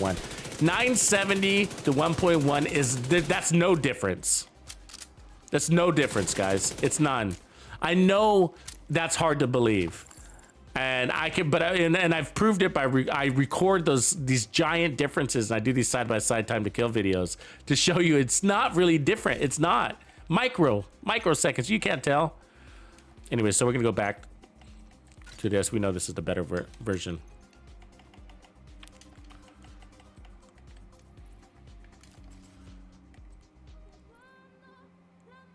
Anyways, the point is that you might as well go. Of course, in this situation, you might as well go to the better build, which would be this one, which is going to be, and it's not really because of the damage. It's really the consistency of that damage. Let's see here. So 58, you know what I mean?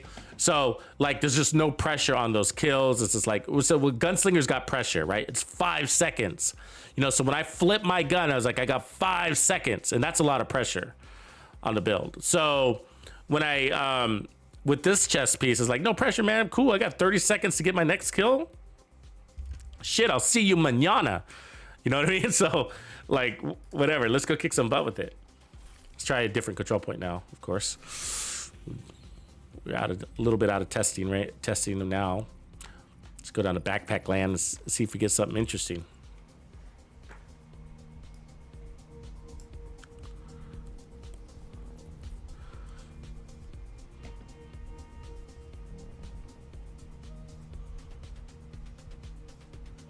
So versatile can also be, as we sort of started, can actually be a good talent if you're looking for those like really high armor on kill builds. You know, and so, I mean, the reality is that bonus armor is armor on kill. You know, bonus armor or not, it's a form of armor, and you get it on kill. It's armor on kill that lasts 10 seconds or whatever. It is technically armor on kill, but you know, it's bonus armor on kill. It needs to be clear on that. But my point is that if you like high armor on kill builds, versatile is actually a really good talent to use. And that's because you're probably going to want to integrate the mop into one of those high armor on kill builds anyways, the mop and preservation. So you got the mop and Emmeline's guard there, you know, and you can build some pretty nifty high armor on kill builds. You know, but, you know, just like where we started, you know, was it adding to our survivability or taking away?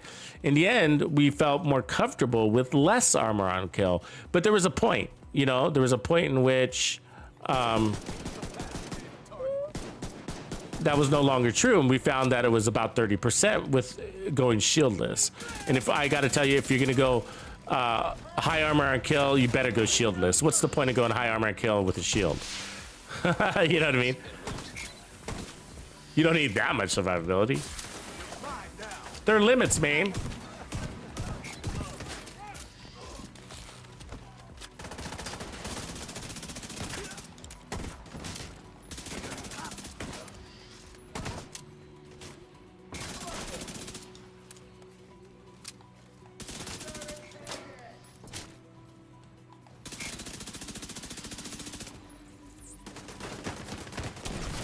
God, I don't know how you could dodge that fucking shit. Bullshit.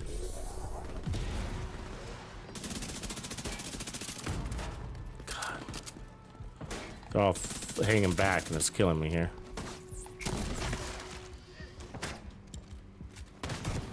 He's gonna snipe me. With his shotgun.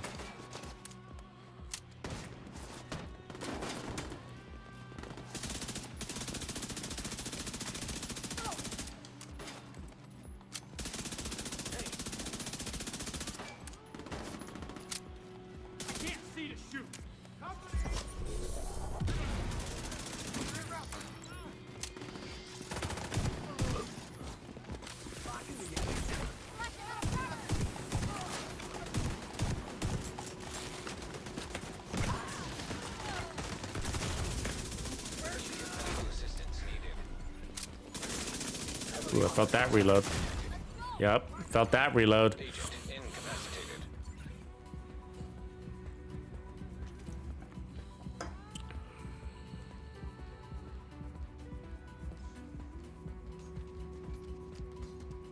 I got your back.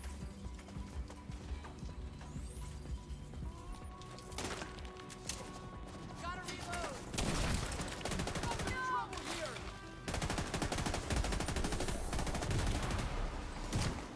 Hostiles guarding location nearby. That's one of our cars.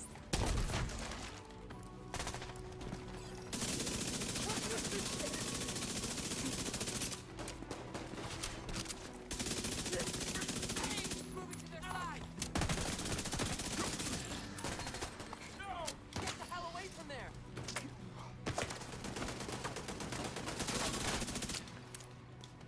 Watch this guy snipe me.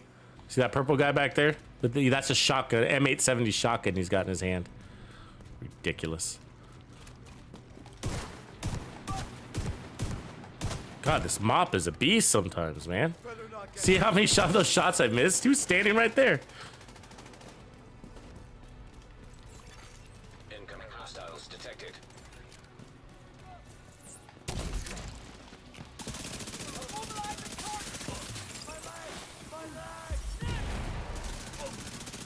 Civilians in danger. Missed. That's why I wish I had the skill tier a little bit. Get a wider range on that foam.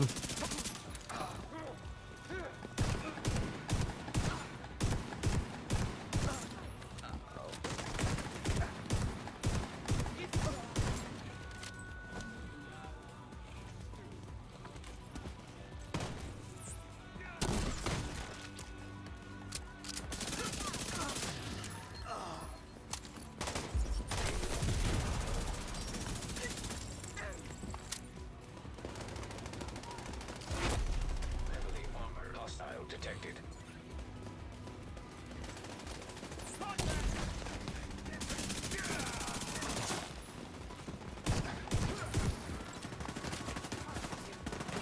The fuck are you, dude?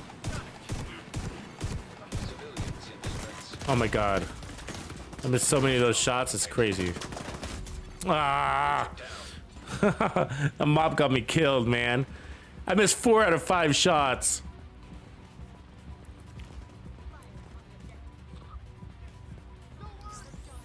You gotta be way up there with that mob, man. And that's the downside about it, you know. It doesn't seem like it should feel so bad. You know the reason why is because you probably play the what you would call it, the Scorpio a lot, right? And the Scorpio, you're probably like, you know, you feel comfortable with it. I think that's why it's because we got to take a look at the Scorpio difference in its fixed mods. See if it's got any handling on there. I don't remember. But I think, god damn it, how did that possibly miss?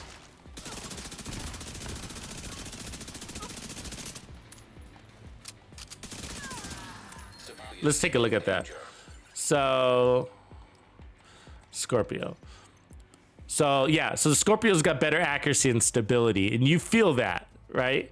And so, and also the Scorpio is holding the enemy still so they can't move, right? So that enemy was like moving, right? He was walking slow, and that gets you like where only some of your pellets hit, where when you disorient and shock them, then your enemy's standing still. So you not only have more accuracy and stability, but your enemy is also not moving.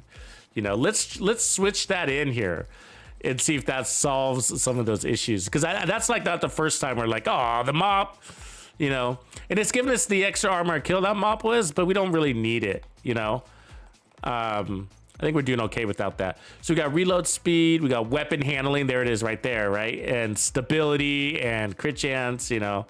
So let's try it with the exotic and see if that improves our gameplay. It should. Obviously, the exotic is pretty powerful. And also you can rely on it in case you get in a pinch. Remember how we're playing into status effects? Technically, this is an upgrade and a very worthy one, you know. So you're losing the armor on kill, which is survivability, But what you're getting instead is, well, more weapon handling, which is definitely going to help.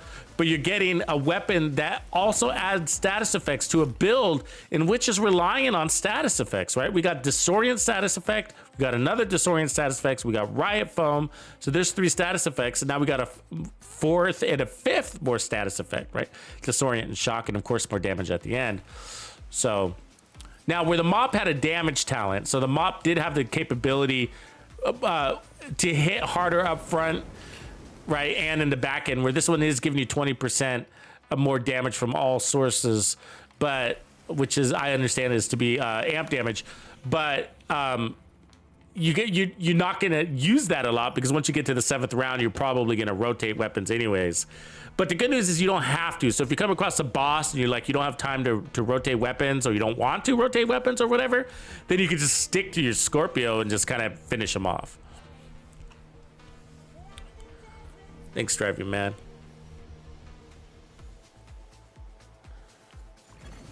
Hostile control point nearby. So this is technically an upgrade, and you can do that. Now, you might be thinking, like, can this work with the Lady Death? Not really. And that's because when you don't have the Lady Death equipped, you don't get your amplified damage stack. So you'd have to switch to your Lady Death, not have that amplified damage, run around, get your amplified damage. By that time, the amplified damage off of your backpack will have expired. And so you're just kind of flip-flopping, you know? You're not always, you're almost rarely. See, look at that. It just missed both those guys. You're rarely at full buff, I guess is my point.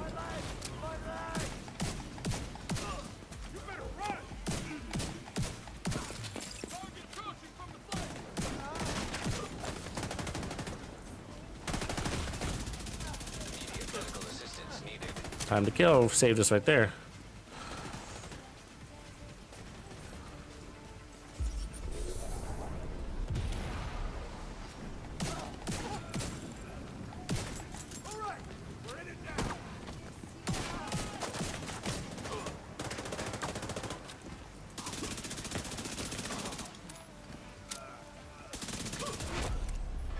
I do like the SMG better though.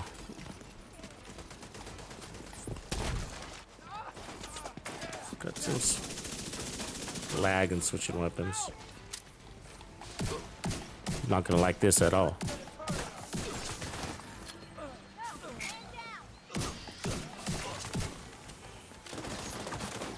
Oops, fuck that up. Let go of that button too early.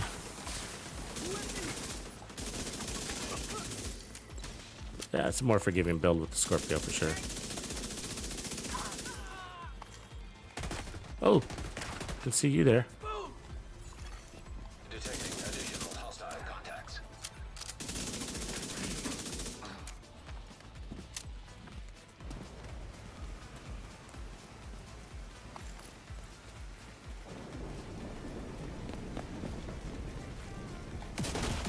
How did you get your shot first?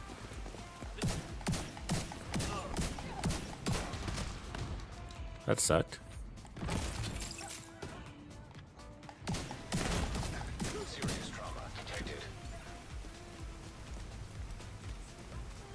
Where are these guys? They're tricking me. Can't see shit.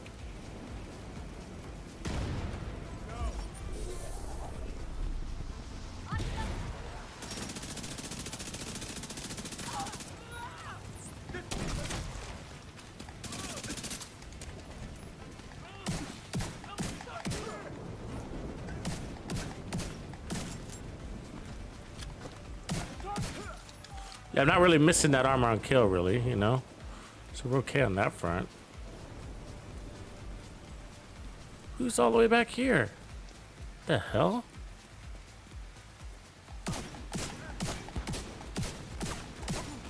Messing with my mojo, man.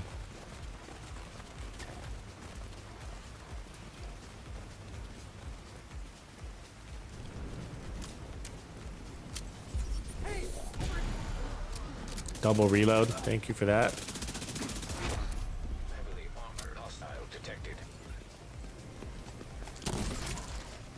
No. Lost my buff because we overswapped.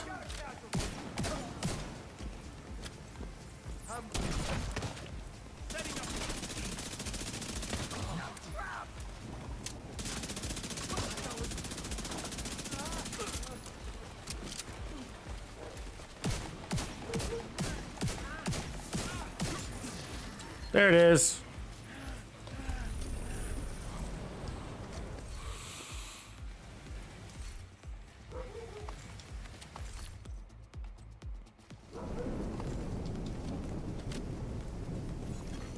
Supply room access unlocked. Yeah, Base, thank you for calling that out. I get tired of saying it throughout a live stream. Base is saying switching from skills back to guns has been dodgy. Fuck yeah. And it's just like it happens so much. Did you notice it? The riot foam? Did you see it in that when we were downstairs? That's what happened. Twice technically. The time I fucked up the jammer pulse was because of that. And then there was another one with the riot foam. I hit the guy with the riot foam. I was trying to switch back to my weapon, and I was still on the riot foam. And it was just like, all right. And then you're in fear of over swapping again. You're like, am I gonna hit the swap button and get back to my riot foam again? For a third time, you know what I mean? It's like, geez. It is. It's just like, it is dodgy. It's like the game can't keep up with your pace, you know? And that's important because we're out of cover without his shield. It's not a little thing, you know? And that's what we were talking about earlier, you know, with the glass cannon, no glass cannon concept. You know, glass cannon is great.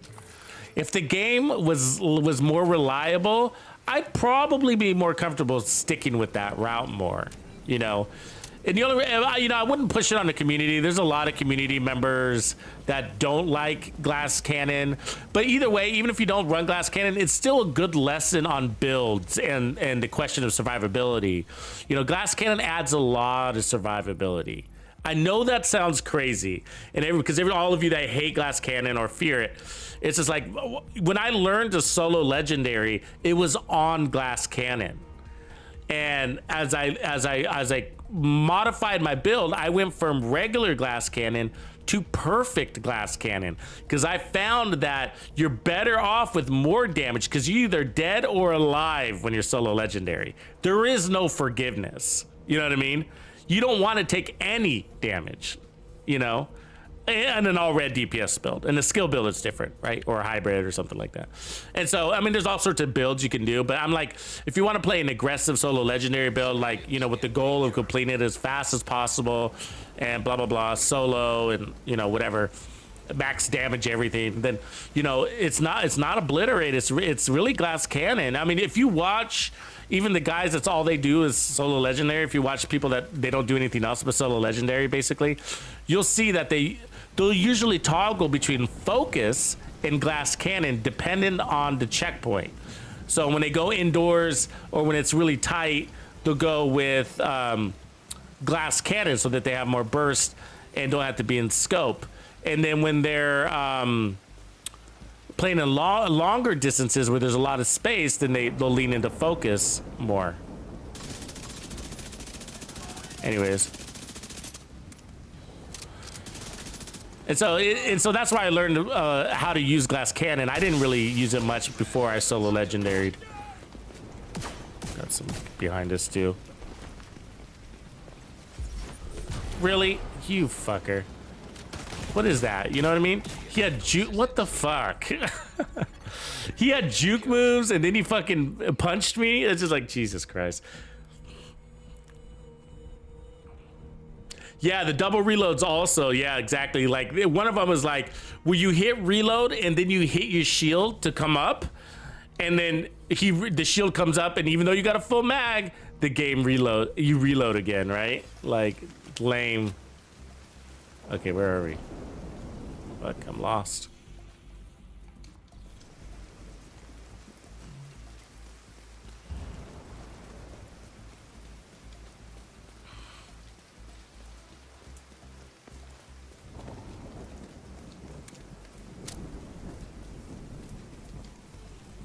But you know what I gotta say? Like if you want to know like what's the better of the builds, which is really interesting, is, you know, the other day I put that shieldless SMG build. Do you remember that one? It was just a couple of builds ago. It was like Thursday, right?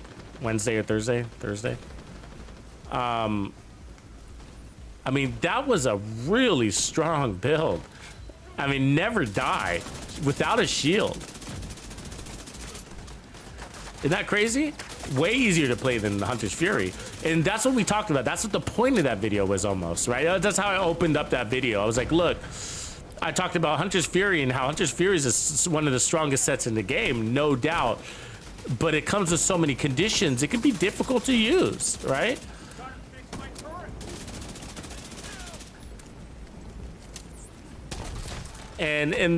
Because look, I didn't switch weapons right there, so I switched to my shotgun, and because I had the skill out, it didn't pick up, it didn't detect my button hit. Yeah, it is a fucking buggy. You need the game to be a little more consistent, you know? It affects our builds and which direction you're going. You're like, yeah, I would run glass cannon, but the game isn't gonna fuck me over. You know what I mean? Like, I don't know how hardcore people do it, man. Fuck. In the sense of like, what if you're playing hardcore and like the server goes down and whatever, you know?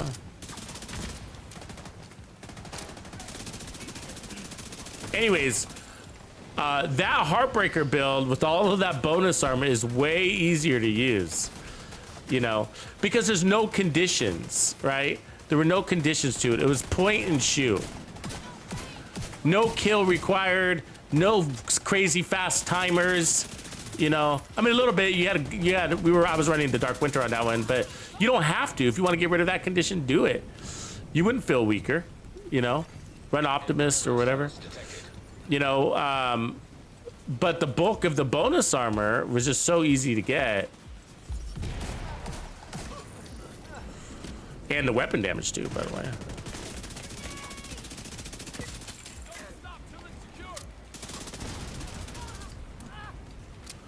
You really want to switch weapons instead of reloading, if you can. That reload on the MPX is long enough to where you feel it, and that got me killed at one point. I was like, ooh, I feel that reload, and then they shot me. And so if you can do the reload swap, it's not a glitch, but mechanic. So reload, swap. That's what just happened there. And so notice my MPX now has full mag on it, and we didn't witness any reloading. Reload, swap. It allows you to go faster. Oh, you fuck.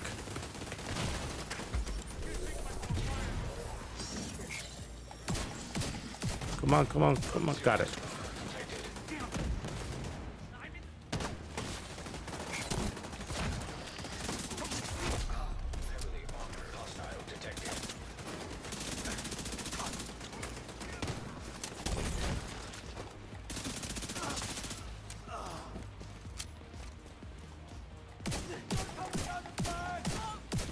Reload, swap. Oh, that body was in my way.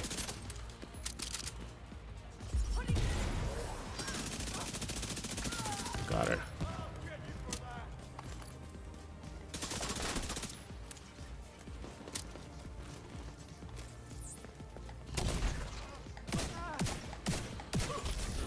Yeah, good build though. That's great. That's the build, folks. That's the build. You know.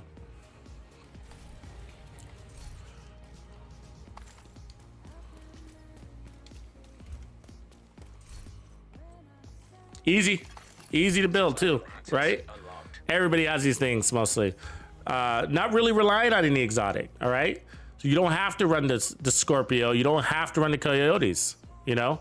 Put a Cheska mask on, or Sokolov if you wish, or you know, put an improvised down here, or run the Foxes, right? At the cost of crit chance. Shotguns, of course, you have the mop, which is great, but the Scorpio is just easier to use, and we didn't really need the armor on kill, as we could tell. The Cold Relations would work with this. Also, by the way, very good gun. Very good gun. Vector, of course, worked with this. The Apartment's great. We could try that next, actually. Let's do that. But take out the SIG, put on the Apartment. But I like running the regular SIG because I know a lot of you new players don't have the Apartment yet. And so it's nice to give them some options, let them see that you don't need it. So that's probably why I'd probably stick it to this. And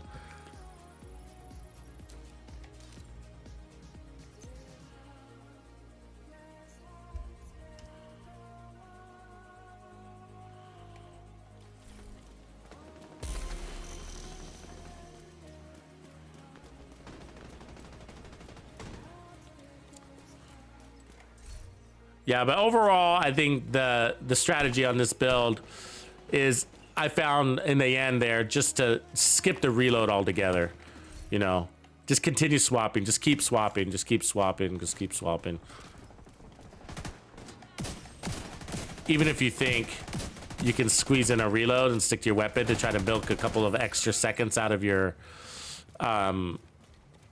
versatile buff, you know, you're gonna get the buff when you switch anyways. It's gonna refresh it. So just, you know, it's not worth reloading. So use the reload mechanic, weapon swap mechanic, skip the reload altogether, save yourself basically the swap speed's about 1 second or a little less. And so it's about a half a second probably, right? I haven't officially timed it, so I'm kind of estimating.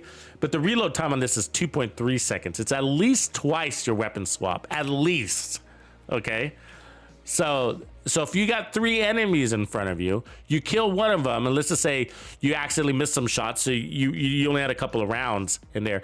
Hit the reload button and then hit the swap weapon button, and then you're way faster, and that's gonna add to your survivability, and that's what helps you stay out of cover without a shield. Because if you reload, the other 2 guys are gonna start shooting at you, and they're gonna just shred you. And if you do get away, you won't be leaving with much armor left, right?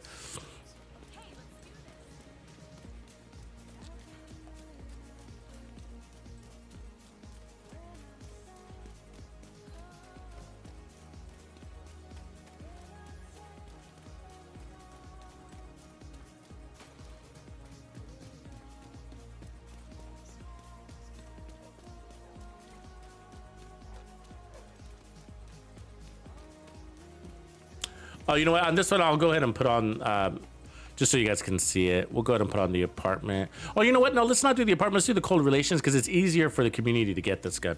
So let's do that. And this one's really powerful. So we got crit damage and crit damage there. Let's see where we're at. 43. We're going to need to put crit chance on this one. It doesn't have as many mods.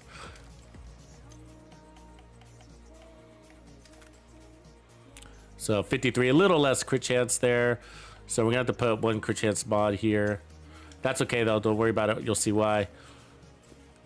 There you go, 59, 158, 156. And that's because this thing gives you, the other one we were running strain too, but this gives you more strain. So it's 10% critical hit damage, stack it up to 8 times. So that's a potentially 80. Now the reality is it's pretty hard to get the full 80s. It's more like 70, but you know, it's cool. You can get the 80 if you stutter fire, but I don't really like to play that way. I want my trigger to burn.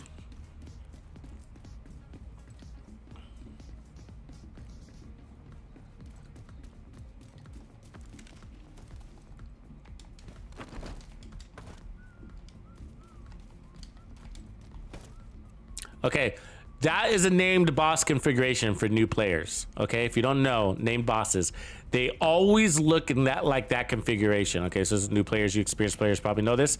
It's always one named elite, Lieutenant Dawn or somebody different, surrounded by 4 purples. Now the other purples could be a dog, it can be a warhound, or you know, something like that. But it's always 4 purples and 1 elite. There's never 2 elites. There's never a red guy. It's always 4 purples with that 1 elite. So keep that in mind, all right? All right, so where we at? We got the SMG. And so we're gonna swap. And the Civilians in distress.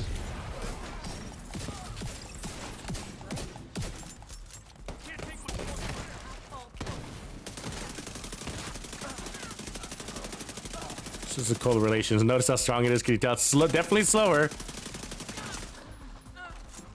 Oh, I forgot to hit the reload on that. Ooh.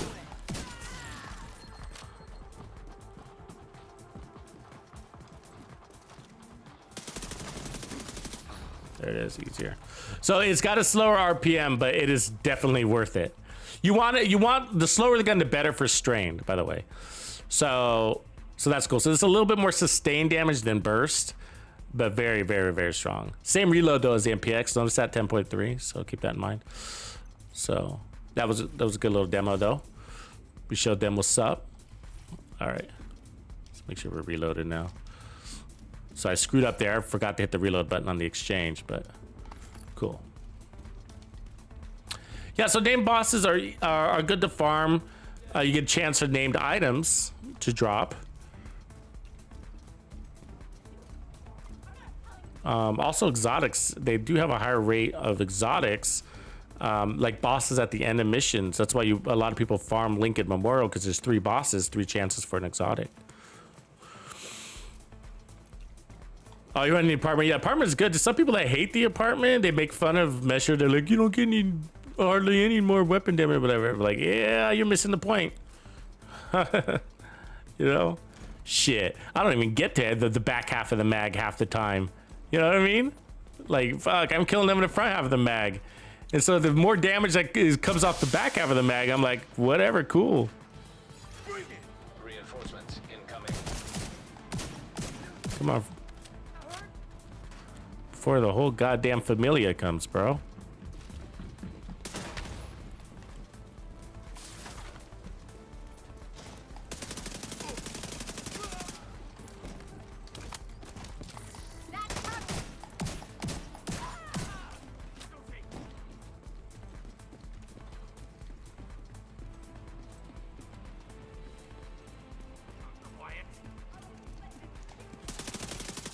God damn it.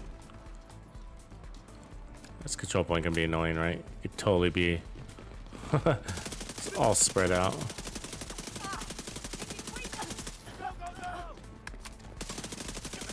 Get rid of that medic, I guess.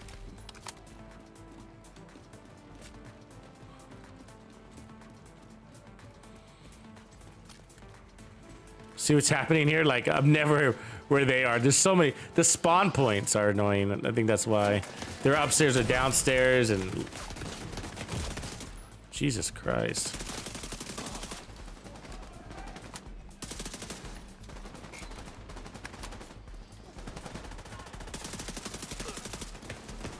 God, fuck you, turret. God, their placement is on point. Like, it has like every angle possible on me.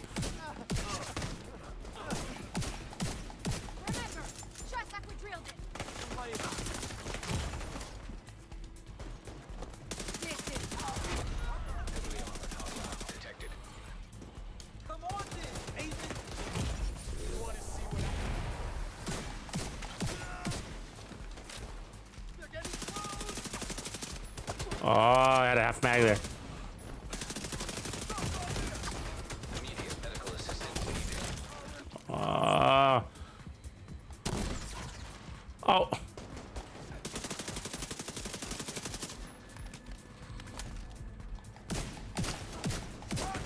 I'm not gonna heal. I'm not gonna heal. I'm not gonna heal.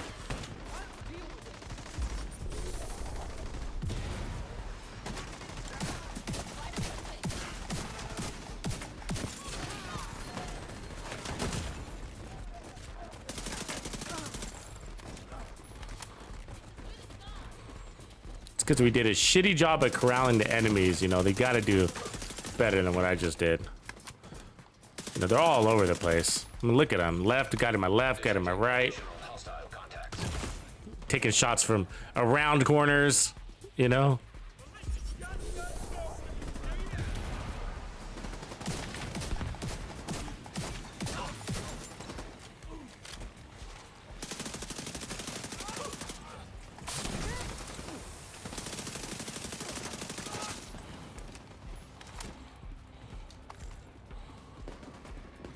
Got armor back. I'm here for you.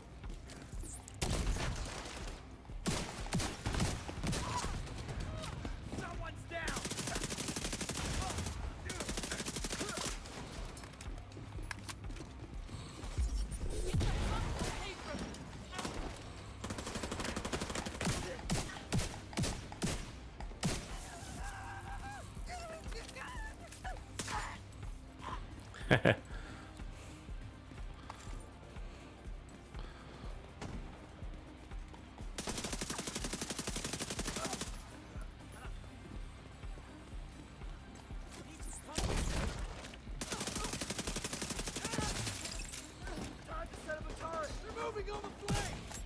Oh, I didn't reload. Don't forget to reload. Hostile detected.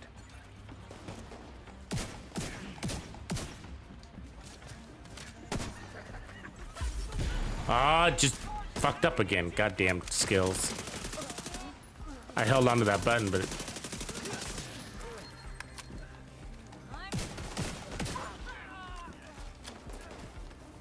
Head down next time. why didn't he get disorientated, right? Fuck away from me! Like that?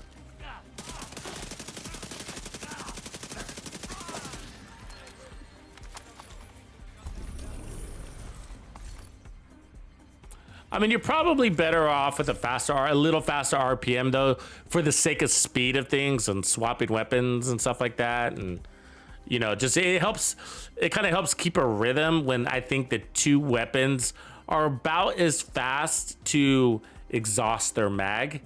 And this one, although it's very effective and definitely works, it's just that it's a little bit longer to get rid of its mag than the shotgun is, just a little bit. And it kind of breaks this rhythm that you get into.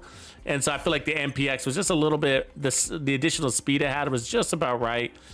And so it's kind of easier to kind of get into a rhythm that way, but you know, no wrong answer otherwise. I just think it feels better to have the MPX.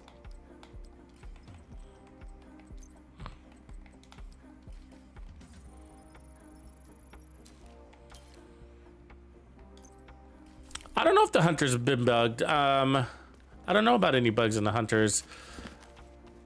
I mean, some of them have always been kind of buggy, I guess, if that's what you mean, where, you know, you're doing it right, you know, the same way everybody else does it, and for some reason it's not paying out. I mean, he's not spawning. It's always kind of been like that on some of those, you know. And it's annoying because you're like, you know, you come back a different day and you do it, and I was like, this is exactly what I did last time, and now it's working, you know? Yeah, we talked about that earlier. Like, so Sokolov and Badger, right? So I'm avoiding those because we're using each weapon equally. And so so Grupo Cheska or Grupo Walker or Double Walker would apply to both weapons. And so you get the buff both ways that way, where Hunter's Fury is doing that for us. You see we get the 15% shotgun damage and 15% SMG damage. Now, to your point, like if you feel like one weapon is really lagging and it's time to kill, then you can cater to that, right? And throw on Sokolov. But to be honest with you, if I was to do that, it would probably be Badger. I would probably put on Badger. And the reason why is because the thing is that we have a lot of forgiveness. We're killing enemies probably in about 20, 21, 22 rounds here, maybe less, okay? And so we're killing the enemies really fast. So that gives me a lot of forgiveness in the rest of the mag, you know? You got a lot of forgiveness there. In case you're missing shots and shit like that, or you got a second enemy and whatever. You can kill 2 elites. We saw earlier we can kill 2 elites in a single mag here. So, which is about right, about 23 rounds per elite. So, the shotgun has less forgiveness. It's got 7 rounds. And although we're doing a lot better with the Scorpio, it's still possible where you kind of clip an enemy, maybe he cartwheels or something like that, where you're putting out a few more shots and like, where he's like almost dead and you got like one, you know, and you're out of ammo and you got to reload and you're like, oh, I got to reload just to get one more shot on him. And in exchange, he puts some shots out on you. So if anything, because the shotgun is less forgiving, it's got a fast reload, but only 7 rounds, I'd probably give the shotgun just a little bit more edge. But I like the time to kill with the MPX. I don't feel like it really needed a buff to its damage. And then we're avoiding the reloads. So the reloads weren't really an issue. Only when it was, which was usually like I forgot to reload or something stupid like that, you know. But yeah, otherwise I'm trying to keep the damage balance between the both. And then when I do decide to roll in something, it does tend to be the shotgun. And I've used different shotguns with this too. Like I've used the Super 90 with this. I've used, which is a little harder, the Tsunami works with this. That type of shotgun, which is the sausage gun, right? Not necessarily the Tsunami, but that black market sash, you know, that's a good one. The SASG, that's a good one to use. That one's got handling issues, which is why I avoid it. I really do like the mop, but I was just kind of being irritated because there was 1 or 2 times where I was just like, man, like I'm right in this guy's face, and I missed like 5 out of 6 shots or 4 out of 5 shots, and then he killed me because of that. And he was like right there, and he was just moving a little bit. He was just walking, you know, how they do the sideways little crab walk and somehow get you to miss every fucking bullet, even though they're in your face. That's what they were doing, you know, and it was like, you know, that looks like this. They're like this. They're literally moving this slow while they're shooting at you, right? They're moving that slow. Not fast at all. But for some reason, you just have a hard time tracing him, and so you keep missing him as he's moving. And it's like he's right there, and I can't land a fucking shot on him. I was like, goddamn Division NPC magic, man. You know, NPC magic. But, and so the mop made it a little bit harder in those situations, although it was really good when it was really good overall, I should say. But that's the only reason why I changed out. I was just like, yeah, I'm tired of that. It got me killed twice. And the mop is noticeable. If you've used it a lot, you probably have noticed that it can have its moments where it's, I guess, I want to say accuracy, but it's really stability. It's really its recoil is kicking hard, you know, and it's just going like that, and you're like, but it seems to go like that, you know. And the guy's right in front of you because of big misses, you know. And it's like, I only got 7 rounds. I can't afford that, you know, with no shield. And I guess that's probably the big deal. It's like the no shield thing. Like maybe if we were, you know, had a shield or more bonus armor. If I had more bonus armor, I probably wouldn't care, you know. But without the bonus armor, I just felt more comfortable with the Scorpio in the end. Damn, no bonus armor. Why can't they just give us a bonus armor option on the chest? What's so hard about that?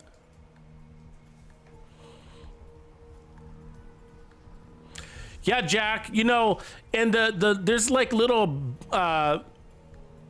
Jack, there's little like things that the mop does that a lot of people don't know about on skill builds. Like if you run it on skill builds that have a status effect or explosive damage, like a Seeker Mine, for example, if you're holding the mop, not even killing with it, not even shooting with it, and you get a kill with your skills, you get the armor on kill from the mop just by holding it, you know. I love running the mop on my explosive builds, on my sticky bomb builds, and on my Seeker Mine builds. Run it with preservation, get 20%. Yeah, it's a good gun. It really is a good gun. Hazlock, I don't have the enforcer, but yeah, I wish I did. Actually, it'd probably be my favorite shotgun in the game if I had it. You know? Crazy, right?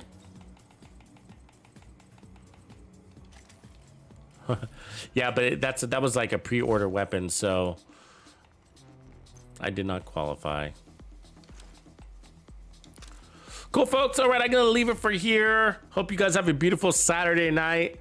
We'll see if I stream tomorrow. It's a little bit up in the air, but I'm going to be working on videos. So at the very least, I will see you live on early Monday morning when we do the live preview on season 11. And then the big show starts on Tuesday, folks.